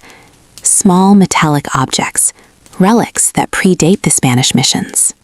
Perhaps a single silver medallion engraved with script no one recognizes. Perhaps a piece of polished black stone, unlike any native rock of Texas. Something brought across the wide ocean by accident or design. Perhaps something left by an earlier people, long before the mission, long before the tribes, long before any European footprint. A subtle drift of mystery, a strange energy lingering beneath the limestone, an older story waiting for the gentle whisper of firelight to reveal its secrets. A trail that leads not west toward the Pacific or south toward the Rio Grande, but far, far east, toward the ancient sands and the rising sun. A trail we must follow now, into the quiet dark, waiting for us to follow.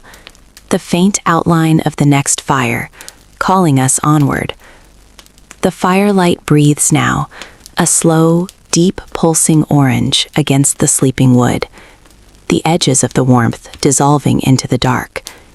Just listen to the fine, slow settling of the ash, a whisper of time passing unnoticed. It feels like the oldest sound in the world, this gentle crackle. Tonight, we turn our gaze toward a place defined by dust and sun, a mission structure in San Antonio de Bexar, a place known by the heavy name, the Alamo. It is a monument built equally of limestone and legend, a quiet stone envelope holding a story everyone claims to know, but few remember the details, the messy, intricate, painful truths. We must look through the haze of the flickering candle, past the famous names, the glorious last stands, past the simple banners waving in the high blue sky, to understand what really happened in that cold Texas dawn. The The popular stories are always sharp, simple, black and white. They tell of pure heroism against pure tyranny, of freedom fighters against a relentless invading force. But history itself is painted in soft, blurring grays. It is a monument misunderstood by both sides of the river. The Alamo was never just a stand for liberty, as the Texians claimed. It was also deeply intertwined with the desire for cheap land and the firm intention to preserve the institution of chattel slavery, an institution banned by the Mexican government itself. The republic they fought to create would enshrine this brutal practice, a difficult truth often swept into the shadows of the narrative. Meanwhile, those fighting under Santa Anna were not simply nameless oppressors. They were Mexican soldiers, many of them conscripts, fighting for the stability of their nation, fighting to protect the integrity of the law, and fighting often against harsh treatment and long, unjust marches. They saw the defenders as reckless insurgents, foreigners who refused to respect the sovereignty they had sworn allegiance to, who broke the agreements and stirred up rebellion. The complexity rests in that contradiction. The defenders were brave, undeniably focused on their own version of freedom, yet their actions were rooted in economic self-interest and the need to maintain their human property. The Mexican forces sought order and national cohesion, yet their methods were often cruel, swift, and uncompromising. The stones of the mission absorbed all of this contradictory intention. They absorbed the fear, the fervor, and the final silence. It was a fight where both sides were tragically right and tragically wrong. A clash of cultures, of ambition, of deeply held but flawed principles. The light of the bonfire softens these sharp edges now. It reminds us that historical truth is rarely a sturdy marble statue. It is more like smoke, shifting, changing, lifting away with the slightest breeze. We let the embers cool now and drift slowly down into the deep quiet, thinking only of the dust that covered everyone when the fighting ceased. The dust that knows no flags and favors no heroes. The fire now settles into a deeper, more resonant hum. It is the sound of ancient stone breathing out the heat it absorbed all day. Feel the gentle pressure of the warmth against your eyelids. A slow, steady rhythm of crackle and pop that keeps time with the heart. We speak of the Alamo, this place of intense feeling, a structure romanticized into a perfect fortress. But the historical truth reveals a massive crumbling mission, a site never intended for the sustained siege that General Santa Anna brought upon it. Imagine yourself standing there in the cold Texan air of February 1836. The compound was enormous, stretching 3 full acres, an impossible perimeter for the fewer than 200 defenders to hold. It was not the tidy, small structure we see today on postcards. It was a sprawling ruin of limestone and mud brick, its defenses incomplete and largely improvised. The common misconception is the clarity of the walls. They were high in some places, perhaps 12 feet. But often they were just flimsy dirt parapets connecting different buildings. There were gaps where the cattle could easily wander in. There were sections that had been quickly rebuilt from older mission debris. A truly formidable fortress does not possess so many weaknesses. The famous Long Barracks, where much of the final fighting occurred, this was the central defensive point, a 2-story building of heavy stone, but it smelled of damp earth and smoke and fear. The men inside were perpetually exhausted, perpetually cold. They were sleeping in shifts, listening to the constant distant sound of the Mexican army preparing its final, deadly movement. The fire whispers a different narrative than the epic films. It speaks of dust and fatigue and the gnawing hunger that sets into the bones. Colonel William Barrett Travis was writing letters, begging for assistance. His famous victory or death appeal was not a proud boast of impregnability. It was a desperate plea from a man cornered in a broken shell of a building.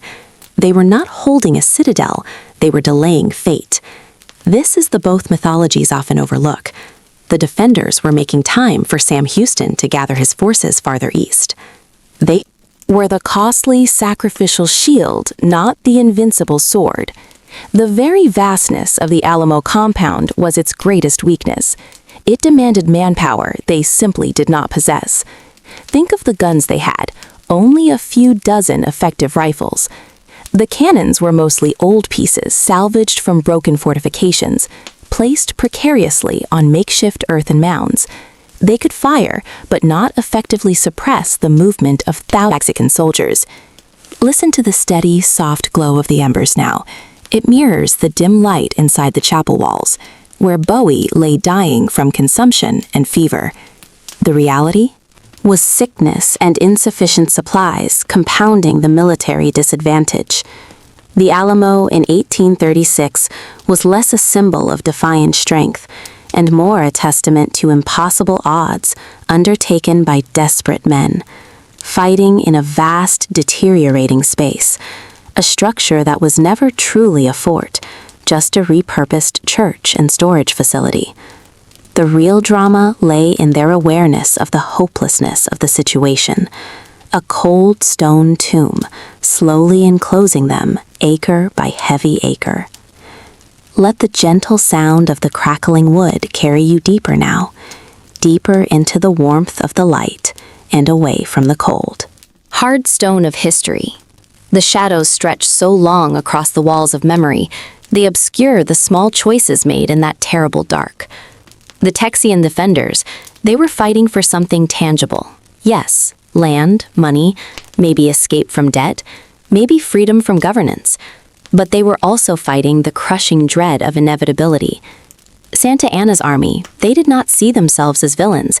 They were the Federalists, the Loyalists, restoring order to a massive republic. They too felt the cold, the hunger, the desperate need for victory. The firelight catches the edge of these lost motivations, these human failings. That history washes clean with the soap of narrative. We forget the freezing dampness of the powder horn, the way the smoke stung the eyes of the man holding the musket. Whether he wore a buckskin coat or a worn blue uniform, he was just tired, terribly tired, and hoping the dawn would bring release, one way or another. The official records, they are beautiful, clean, and decisive. They tell of courage, boundless, and sacrifice complete. But the low rumble of the earth tells a different story, a story of panic and close quarters terror, where discipline dissolved into pure survival. Instinct, where the flag itself became less important than the nearest corner for shelter. Listen to the deep, slow crackle of the wood now. It mirrors the sound of those cedar beams collapsing, the beams that held the roof of the long barrack when the final breach occurred just before sunrise. A symphony of desperate noise lost forever to the wind. We must let go of the idea that this was a perfect battle, a cleanly fought engagement between heroes and villains. It was chaos. It was screaming in the half-light. It was the terrifying realization that survival was impossible. The Mexican forces poured over the North Wall, a tide of tired, angry men who had marched for weeks without complaint. They were not just instruments of tyranny, they were desperate soldiers following orders they believed were essential for national unity. They died too, in overwhelming numbers, their sacrifice often forgotten in the bright, harsh light of the Texian myth. They too fell onto the earth of San Antonio, their names lost to the sweeping dust of time. Listen to the fire, breathe deep and slow, deep and slow. It tells us that war always consumes the nuance. It consumes the small, quiet stories of the common man. The Texian myths focus on Travis's line drawn in the sand, the moment of noble choice, the pledge of martyrdom. But historians suggest that moment might never have happened. It is a perfect piece of storytelling, designed to soothe the pain of annihilation, to make sense of senseless destruction. The fire glows red, deep red, like the adobe bricks, still stained with time. And this is where the historians argue, in hushed voices. What exactly happened to the hidden archive? The letters that Travis wrote, not the famous ones, but the quiet, The ones detailing the gold smuggled out, or the secret treaty offered, the evidence that doesn't fit the grand heroic myth. They say the treasure was not gold, but knowledge, a packet of documents hidden deep beneath the well cistern, a final desperate measure to ensure the truth survived, even if the men themselves did not. We search for the truth in documents, dusty and brittle, but sometimes the truth sleeps better buried beneath layers of caliche and limestone, protected by the slow erosion of the centuries. Did Bowie truly sign that last paper about the land grants? Was it forgery meant to secure title after his death? Did Crockett surrender in a final desperate plea for mercy? Or was he killed fighting with his back against the church wall? The answers, they are whispered by the flickering firelight and swallowed quickly by the desert night. The fire settles deep into the heart of the wood, turning the glowing red to a gentle fading white. The warmth seeps into your bones, peaceful and heavy. The Alamo stands now in the heart of a busy city, surrounded by noise and movement and the bright glare of modern light. But when the moon is high and the city sleeps, slow and deep, the old stones remember the quiet cold before the storm. They remember the smell of mesquite smoke and fear. And sometimes, if you listen, past the cricket song, past the soft whisper of the burning cedar, you can hear the faintest sound of iron scraping stone, a slow metallic drag from deep underground, a movement, perhaps, of earth settling, or perhaps the careful shifting of something hidden long ago, something waiting for the perfect silence to reveal itself, a slow, heavy lock turning very softly beneath the dust. We drift now toward that deep silence, that ancient mystery, that slow, deep sleep. The sound of the wood is the first thing we notice, a slow, crumbling, sighing sound, a deep, resonant hum, low down in the heavy logs.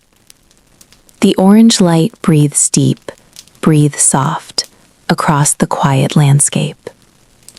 Heat pushes against your face, a gentle pressure, heavy and profoundly warm. The fine powder ash floats upward, catching the deepest red glow, spinning away into the black vastness above us. The smoke trails, thin blue ribbons, climbing higher and higher, carrying the ancient smell of slow burning pine. And oak, the fire is a steady heart, beating slow, slow, slow, pulling us inward, pulling our thoughts away from the harsh light of the digital day, toward the deeper truths held only in the shadow dance. We sit here tonight seeking not just the simple comfort of the flame, but the quiet clarity that only stillness brings. We look back past the shimmering heat haze, past the swirling smoke, toward a place where history became fierce, quick legend, and legend became a heavy, complicated burden. A walled courtyard, known now only by the soft shadow name of the Alamo. This Texas story is often told too quickly, too fiercely, too brightly, like a sudden, terrifying flare of gunpowder. It is framed as a simple tale of desperate last stands, of ultimate white sacrifice, of heroes carved in permanent stone, holding impossible lines against overwhelming odds. But the granite narrative is brittle. It resists the deeper currents, the true complexity, the true sorrow. We must approach this moment with the soft footsteps of the historian, not the loud trumpet of the patriot. We are looking for what both sides have forgotten in the thunder of their retelling, in the roar of their patriotism, or the profound silence of their historical loss. The battle fought in that small mission was not simply one of pure freedom against absolute tyranny, or white Texans against Mexican soldiers. It was a dark, messy collision of economic ideals, of territorial land rights, of deeply personal debts, and the inescapable reach of human ambition. The American memory paints a portrait of unwavering liberty-seeking pioneers, ignoring the harsh truth of expansion. Truth often scrubbed clean by the heroic narratives we prefer to inherit and hold dear. And the Mexican narrative often overlooks the complex internal divisions that plagued Santa Anna's own vast forces, forgetting the deep resentments held by many Mexican citizens toward his centralized, oppressive power. Forgetting that many fighting under the Mexican flag felt no immediate loyalty to that specific government, but only to the ancient soil beneath their own tired feet. It was not a clean contest, not a simple victory of good over evil. It was a profound human failure, built on fundamental misunderstandings, on vast language, Barriers on desperate hunger for more land, more resources, more glory, or just the simplest taste of power. The stones themselves still hold the quiet echo of every language spoken there. Spanish, English, Tejanos, immigrants, Americans, all huddled together in the final fading light, waiting not for glory, not for song, but just for morning. A long, slow, cold morning that never truly arrived for so very many of them. We let the heat settle, the dust of conflict settle, the fire gently popping now, reminding us that the structure itself was never truly defensible. A great stone stage, yes, but a fortress, absolutely no. The sheer length of those perimeter walls, over 1/3 of a mile, requiring far too many men to truly hold them against a disciplined siege force. Imagine the anxiety, the freezing pre-dawn air, the constant knowing they were trying to hold something designed for prayer, not for cannon fire. We often visualize massive stone walls, impenetrable bulwarks of defense, but the Alamo mission was a patchwork of crumbling limestone and brittle adobe, a hasty conversion, walls never intended to withstand the relentless pounding of heavy artillery. They whispered secrets of crumbling mortar, the adobe, dissolving slowly back into the earth under the heavy Texas dew. Every chip, every crack, revealing the desperation of the architects who tried to make a sanctuary into a stronghold. The history we inherit paints the picture in stark black and white, the brave few versus the cruel many. But the truth, as always, is stained the color of pale earth and complex human motivation. The Texian defenders often sought land titles and glory and economic opportunity more than pure democratic ideals.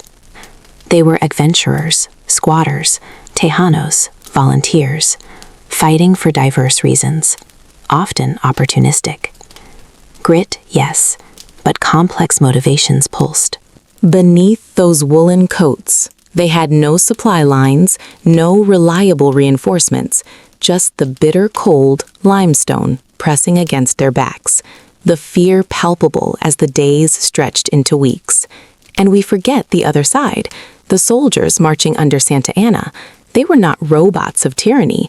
They were often conscripted farmers, poor men brought north by forced recruitment, suffering incredible hardship just to reach this distant mission. The freezing winter, the lack of fodder, the relentless exposure, their general demanding fast results, pushing them beyond human endurance. They saw the Texians as rebels, squatters, violating the sovereign borders. Of a fragile republic fighting to keep its territory whole, a simple story of good versus evil dissolves in the fog of exhaustion and cold. The Mexican army, suffering from starvation and sickness just beyond the walls, yet bound by duty and discipline, feel the roughness of the courtyard, now worn smooth by a century of sandals and boots.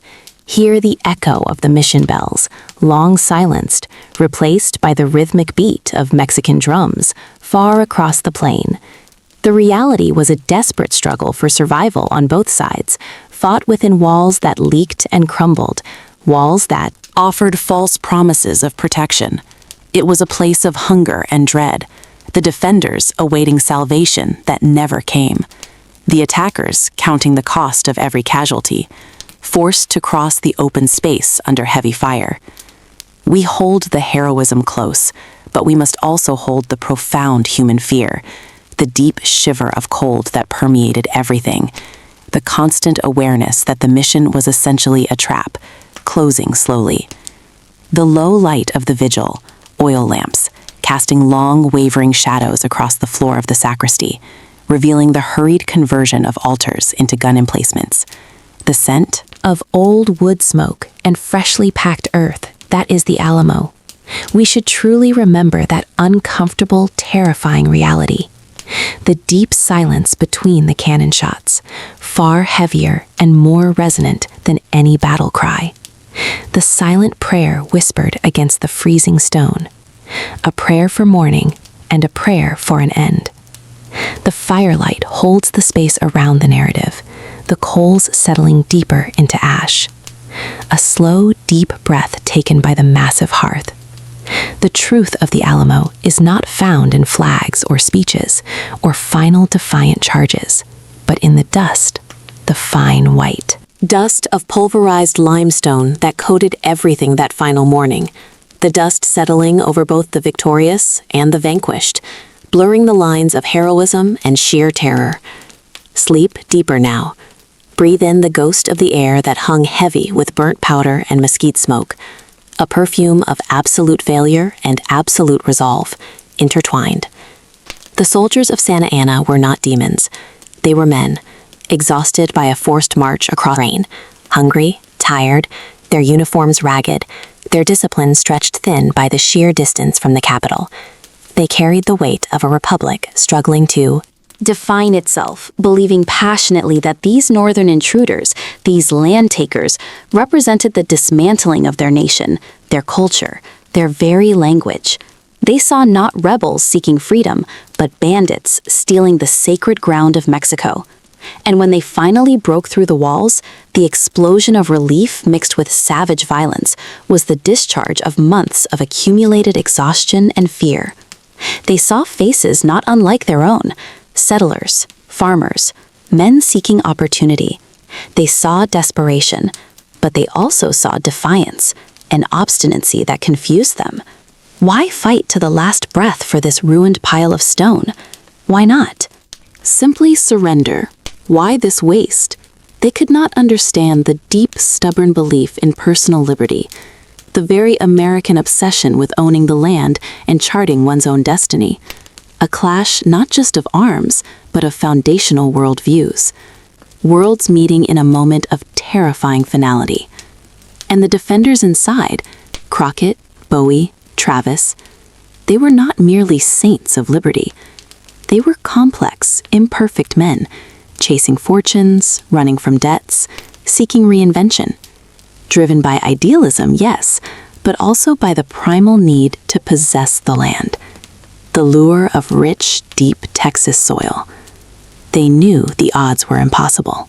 Yet the firelight of their own conviction burned brighter than any logical assessment. The surrender that Santa Ana offered was unthinkable, because surrender meant returning to the old order, the old ways, the subservience they had risked everything to escape. Their defiance was not just tactical, it was spiritual, a refusal to bend the knee, even to inevitable death. A strange, deep-seated pride that resonated through the crumbling adobe. The silence that followed the final bayonet thrust was not peaceful. It was an aching, ringing vacuum, a void where the shouting had been, the wind picking up the dust, and spiraling it high into the blue Texas morning, carrying the metallic scent of spilled life. The fires still smoldered, slow, persistent, hungry, consuming the last scraps of wood and cloth. The massive silence swallowing the echo of the cannon thunder. The smoke plume rising straight into the calm air, a final vertical gesture of departure. Sleep now in the shadow of the mythology. Feel the warmth of the history that was immediately created by the victors and the survivors. History written by firelight always exaggerates the intensity, makes the shadows deeper and the figures larger. Travis becomes a marble. Statue. Bowie, a legendary knife fighter. Crockett, an immortal bear hunter. And Santa Ana becomes the merciless tyrant. The facts are quieter, softer, more human, more broken. History is a massive blanket thrown over fragile truth, obscuring the cold reality of thirst, sickness, poor choices, and moments of profound human cowardice and profound human bravery occurring within seconds of each other. The real story lies in the lingering scent of damp earth beneath the stones, the scent of ancient river silt, the San Antonio River, flowing silent, indifferent, to the brief human drama that played out upon its banks. It has seen millennia of shifting boundaries, of changing tribes, of massive geological forces, far older than any European fort or Mexican banner. The river carries the silent, continuous memory of the land itself. Listen closely now, past the crackle of the embers, past the wind that whispers only human names. Feel the deep subterranean current beneath the limestone bed of the old mission. Sometimes, late at night, when the human sounds are gone and the air grows cold, a very different sound arises from the earth. Not the sound of war or men or horses, but a low, resonant hum. A deep vibration that predates the mission, the conquistadors, the indigenous peoples. A geological frequency of shifting weight, of slow pressure building deep in the crust of the earth. A sound like giant slabs of calcium slowly grinding against each other, far beneath the foundations of the chapel. It is a sound that suggests something enormous is moving, something impossibly slow, something that watches the ephemeral firelight of human history burn down to nothing, waiting in the absolute dark. Something waiting patiently beneath the earth for the next great shift. A silent, patient click, a subterranean rumble, a low, insistent pulse calling you deeper now into the unknown earth.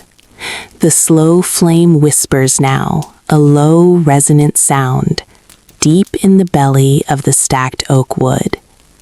A gentle groaning sigh as the material gives way to the heat.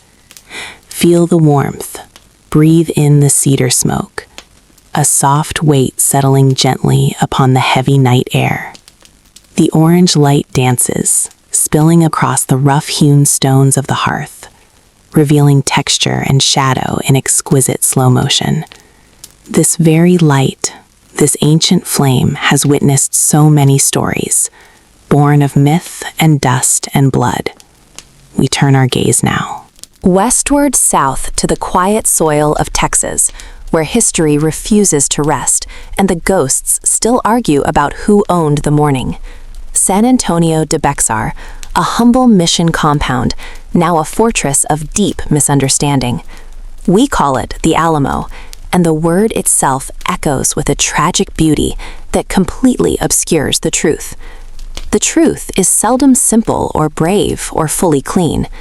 History favors the simple narrative, the martyr against the tyrant, the brave few against the overwhelming force.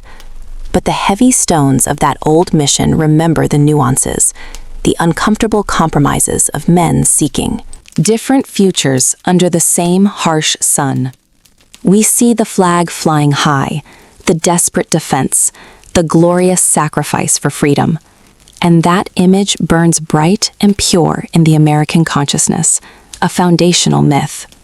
But history is messy, like the dust that coated the boots of the men inside those thick walls. They were not only patriots or champions of liberty. Some were land speculators, some were seeking escape from crushing debt, some were absolutely dedicated to preserving the peculiar institution of slavery, which the Mexican government actively wished to outlaw. This is the core discomfort, a complexity rarely illuminated by the heroic firelight that surrounds the memory of Crockett and Bowie. The fight was never just about liberty. It was fundamentally about jurisdiction, about tariffs, about land ownership, and crucially, about the right to own other human beings. The flame of independence was often fueled by the desire to keep that chain firmly locked. And we paint the General Santa Anna as the monster, the tyrant, the embodiment of arbitrary cruelty, a perfect villain for a perfect tragedy.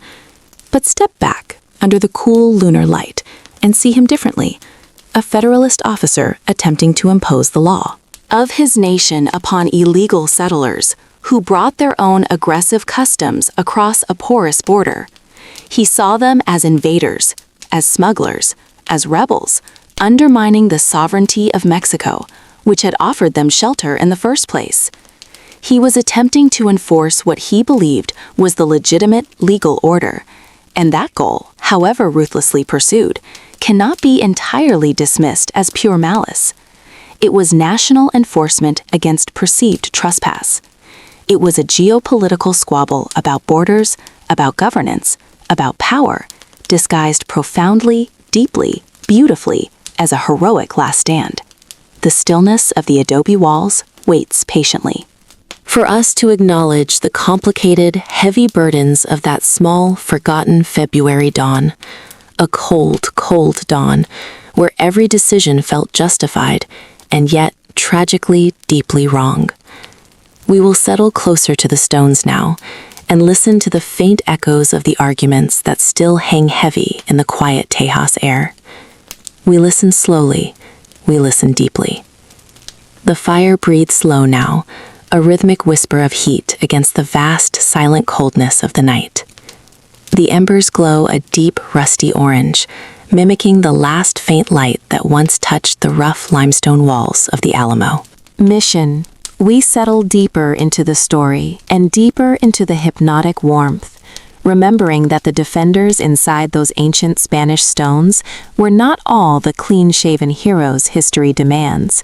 They were a collection of hardened men, yes, roughnecks, yes, idealistic settlers, yes, but also fearful men who saw the sprawling reality of their impossible task. The Alamo was never built to be a fortress. It was a complex of courtyards and crumbling adobe, a large, poorly defined perimeter that demanded hundreds, perhaps thousands of defenders to properly hold. Instead, fewer than 200 men stood scattered thin against the looming inevitability of General Santa Anna's thousands. Feel the weight of that stone. Now imagine leaning your tired shoulder against the rough, cold texture of the mission wall. The dust of centuries mixing with the smell of sweat and recently fired black powder. Listen closely to the sounds inside that courtyard. Not the Hollywood gun battles, but the slow, relentless sounds of desperation. The scraping of shovels as men tried to shore up breaches. The grinding sound of a heavy 18-pounder cannon being moved slowly, precariously, to another of the north wall. The command structure was a mess. Bowie gravely, ill and raving, perhaps delirious, in his small room, Travis, barely 30 years old, frantically writing pleas for reinforcements that would never arrive. What both sides get wrong is assuming unified purpose. The defenders were fractured by distrust, some wanting to leave, others absolutely resolved to die there. Others, Tejano allies, caught between loyalty to their home soil and the chaos of the American newcomers. They knew this ground better than anyone. Men like Juan Seguin knew the river bends, the secret ways out, the history of the mission itself, having been born near those very walls. But the narrative demands a single moment of unified Texan resolve, ignoring the constant arguments, the low murmurs of doubt, the cold terror that gripped men when the bugles of the Mexican army first echoed across the San Antonio plains. Santa Anna, too, was wrongly categorized by the future as a simple butcher. He was a fiercely disciplined politician, a necessary evil, perhaps, to maintain the territorial integrity of Mexico. His army, shivering outside the walls, faced brutal cold.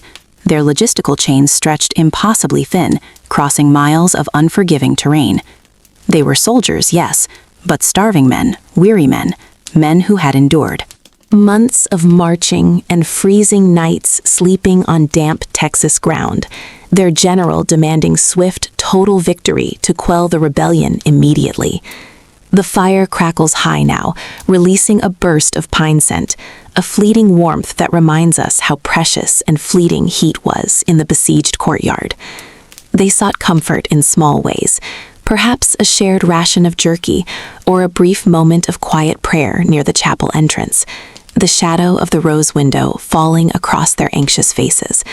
The massive stones of the mission stood silent witnesses to this impossible geometry, the deep cold of history meeting the brief, furious heat of human resistance.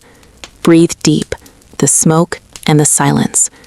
The stones hold the truth, the sheer exhaustion, the overwhelming scale of the misunderstanding, and the deep, tragic certainty that something irrevocable was about to happen within the circle of those crumbling walls. The fire shows us what both sides misunderstand. Now, the Texan myth insists on pure liberty, a shining dawn of independence, but the cold light of the dawn reveals the dark shadow of forced labor, the expansion of the cotton empire, the absolute need for fast, cheap land, secured by institution Mexico sought to outlaw. The defenders were heroes. Yes, brave men, certainly, but many were recent arrivals, deep in debt, desperate men seeking a fresh start, often bringing the very economic structure Mexico had fought to abolish.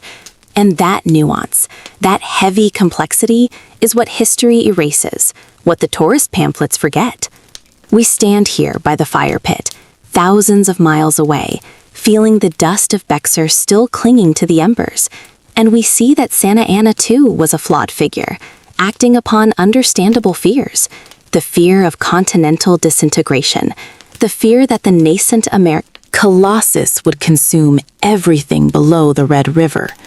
His defenders fought for Mexican sovereignty, for the integrity of their nation, against what they rightly saw as aggressive, unauthorized settlement, a violation of legal land titles, a breach of trust. Yet the victory at the Alamo was perhaps the most fatal of his strategic errors, creating not annihilation, but immediate, immortal legend, a cry of vengeance, a rallying sound that echoed across the plains far louder than any trumpet blast. When the smoke cleared on that March morning, when the silence fell over the small, ruined chapel, the silence was deafening. It was a silence full of future battles, full of Sam Houston gathering strength, full of San Jacinto waiting in the tall, wet grass, a silence heavy with geopolitical consequence. The story of the Alamo is not a story of clear good versus clear evil. It is a story of colliding ambitions, colliding legal systems, colliding geographies, a story where everyone died for something they believed was right, but which viewed from the ancient light of this fire pit seems tragically predetermined and misunderstood by subsequent generations.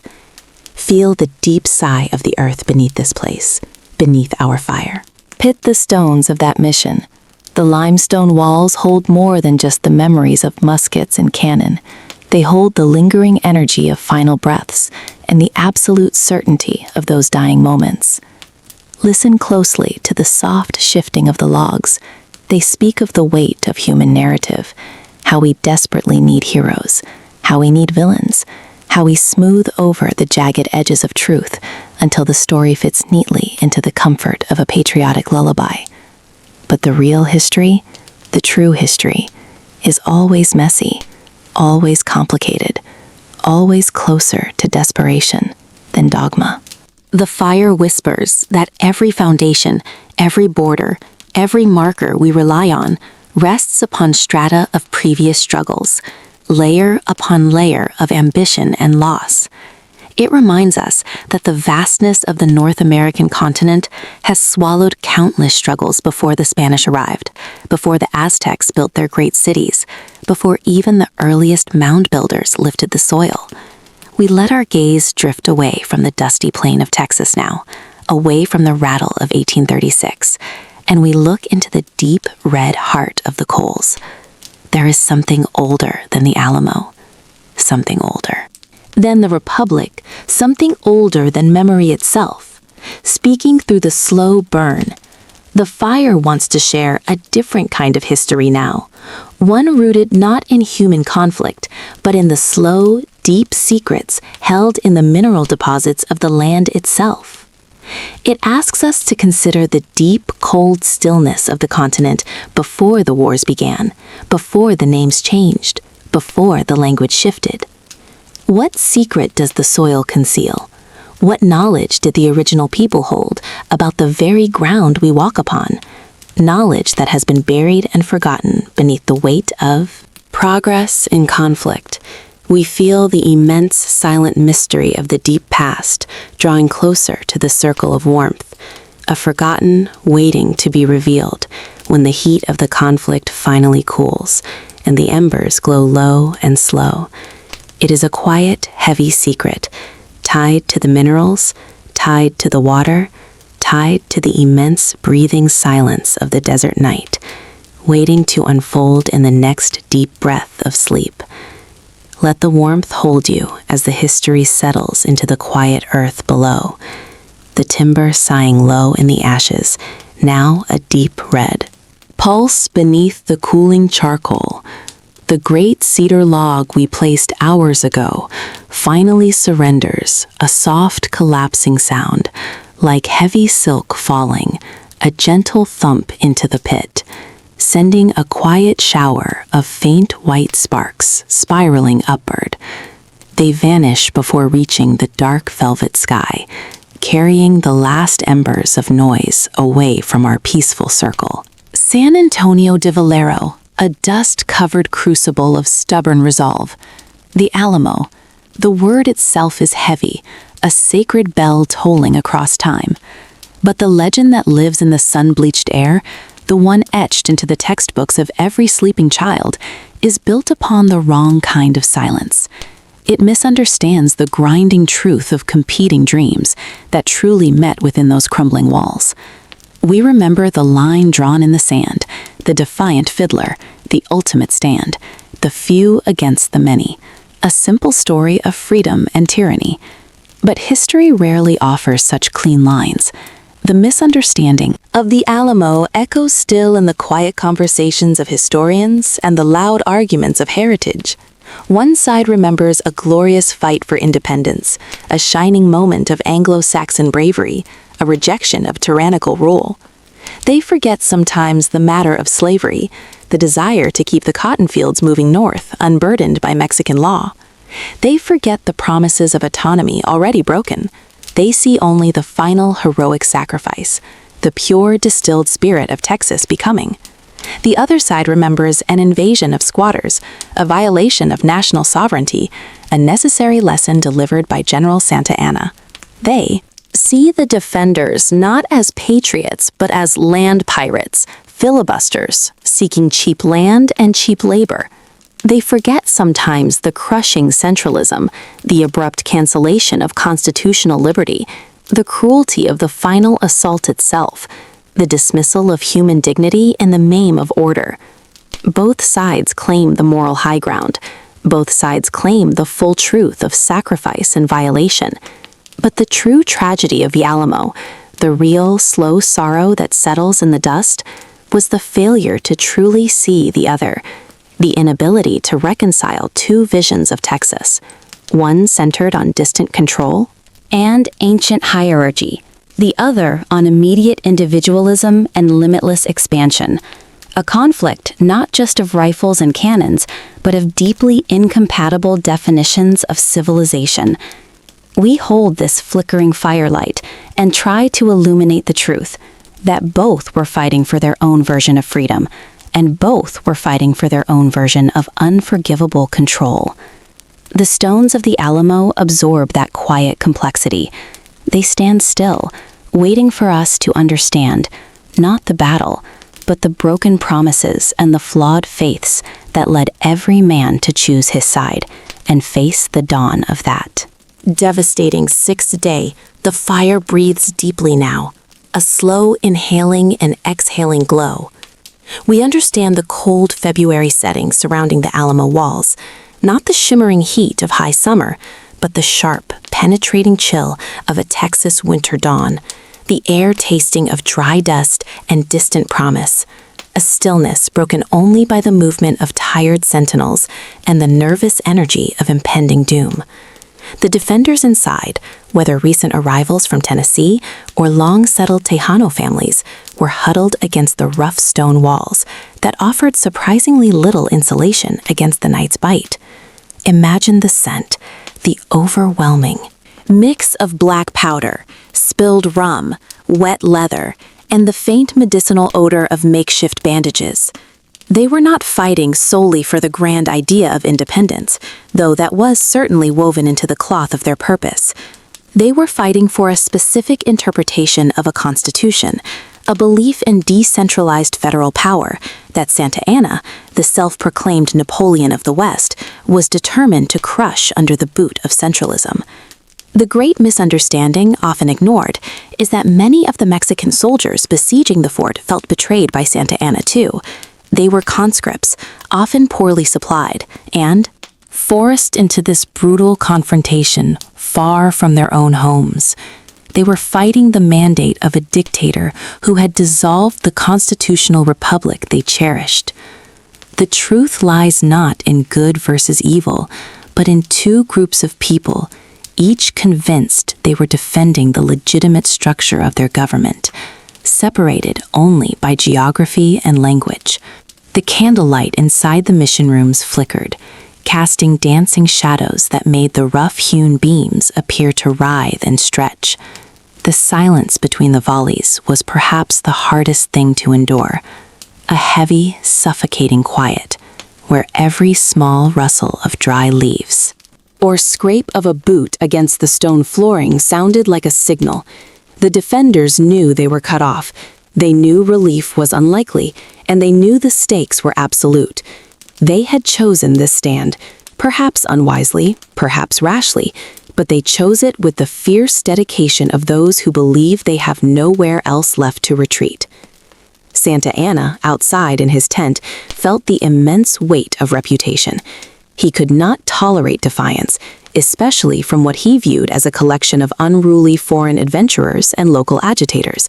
He saw the Alamo not as a symbol of constitutional freedom, but as an affront to national authority, a speck of rebellion that must be scrubbed out completely and decisively to set an example. The stones of the old mission absorb all these energies, the fear, the resolve, the geopolitical tension, the cold wind, the fading light of a long historical now. We drift away from the distant stones of San Antonio and return entirely to the warm, deep presence of our bonfire. The wood has settled into a bed of glowing coals, pure, soft orange light pulsing steadily. The great heat is receding, leaving only a profound, gentle warmth on your skin. Listen closely to the deep, steady breathing of the fire itself, a sound that mirrors the natural rhythm of your own. Restful sleep, we release the tension of history and the weight of yesterday's worries. Let the deep silence of the night wrap around you like a familiar blanket, soft and heavy and safe. The firelight is sinking lower, lower still, embracing the dark. My name is Nasrallah, and this has been your chronicle, your safe harbor in the world of deep rest. May your thoughts grow soft and heavy as cinder dust, settling gently into the profound quiet of a very good night's sleep. Sleep well now. Sleep long. Good night. The history books speak loudly of glory and defiance, but the dust of the Alamo whispers a different sound, a sound of exhaustion and terrible miscommunication, a deep collision of cultures refusing to truly see the other. We talked last time about the rush, the desperate defensive line, the cold gray dawn turning pink with the promise of slaughter. And what both sides get wrong is the simplicity of the motive. The Texans were not purely freedom fighters in every instance. Some were land speculators. Some were running from debts. Some simply saw a vast open country waiting to be claimed. and they believed deeply in the manifest destiny of their own actions. And what Santa Anna gets wrong is the power of a legend. He saw a military necessity, a swift, brutal suppression. He needed to assert central authority over rebellious provincials. He needed to show Mexico City that the center still held. So the order to take no prisoners was a cold calculation, a lesson meant to be indelible, etched in blood, a professional military response to what he viewed as piracy and treason, not honorable warfare. But the speed, the sheer terror of that final charge, the sound of the bugles playing the degallo, the sound that meant No mercy, no quarter, just the blade. That sound did not break the resolve. It hardened the myth. It transformed a lost tactical position into an eternal shrine of sacrifice. And that is the mistake, the profound strategic blunder. Because the legend, the very image of those defenders dying against impossible odds, it became the fuel that fired the engines of the Texas Revolution. It gave the rebellion the moral weight, the rallying cry. Remember the Alamo. Remember Goliad. The dust of the mission grounds settled quickly that morning. The Mexican troops, weary after the hard fight, they gathered the remnants of the dead, the bodies of Travis and Bowie and Crockett, the men who became instantly larger than life, and the subsequent burning, the cremation of the defenders. It was meant as a final dehumanizing act of erasure, a way to remove the memory of their existence from the soil. But the smoke, the thick black column rising against the San Antonio sky, it carried the story further and faster than any messenger could ride. And we forget the sheer exhaustion of Santa Anna's army. They had marched hundreds of miles across harsh terrain. They were fighting far from their supply lines. They were professionals, but they were deeply fatigued. Their victory at the Alamo cost them hundreds of their own men, a heavy toll for a defensive structure that arguably held little strategic value, save for the psychological victory it offered. This massive effort for a ruined old mission, it bought Santa Anna 3 weeks, maybe 4, time that Sam Houston wisely used to retreat and gather strength, to let the panic and the fury boil into effective rage. History often focuses on the fight, the spectacle of the dying, but the sleep story must focus on the Quiet residue, the feeling of the wind moving over the desolate grounds afterward, the sound of the embers cooling after the pyre. The truth they missed was that both sides were fundamentally convinced of their rightness. The Mexican soldiers believing they were upholding the law, the Constitution, the nation. The defenders believing they were carving out a destiny for themselves and their families, a destiny rooted in a different language, a different legal code. And when two convinced rights clash, there is only terrible, shattering violence. There is no middle ground, no compromise, only the dust and the myth. Now of the fire before us tonight, that deep orange glow, the slow, rhythmic breathing of the coals. It holds the memory of every fire ever lit, the fires of the camp, of the siege, of the hearth. The fire is the oldest history keeper. It asks for nothing but observation. It demands only quiet witness. The final complexity of the Alamo is that it was not just a battle. It was the moment the border became a scar, a wound that never truly healed. It was the moment the cultural lines were drawn thick and violently, lines that continue to define the geography of the world, a constant echo of what was lost and what was gained. Imagine the quiet darkness now settling fully. The sounds of the distant highway have faded to a hush. The air smells of cedar and pine resin, and the clean, ancient scent of smoke. Your breathing is soft and deep. We leave the fields of San Antonio now. We leave the high, dry air and the ghosts of that final morning, and we turn our focus entirely inward to the fire here before us. This ancient light, this low, slow, persistent warmth. Feel the heat on your face, the gentle, radiant heat sinking into your skin, a deep, soothing, penetrating energy. It is not harsh or immediate, it is low and soft. Listen now to the voice of the fire, the gentle, persistent conversation of the wood. The snap and the crackle are slowing down. They become less urgent, less sharp. Only the steady sibilance remains. The wood sighs and shifts.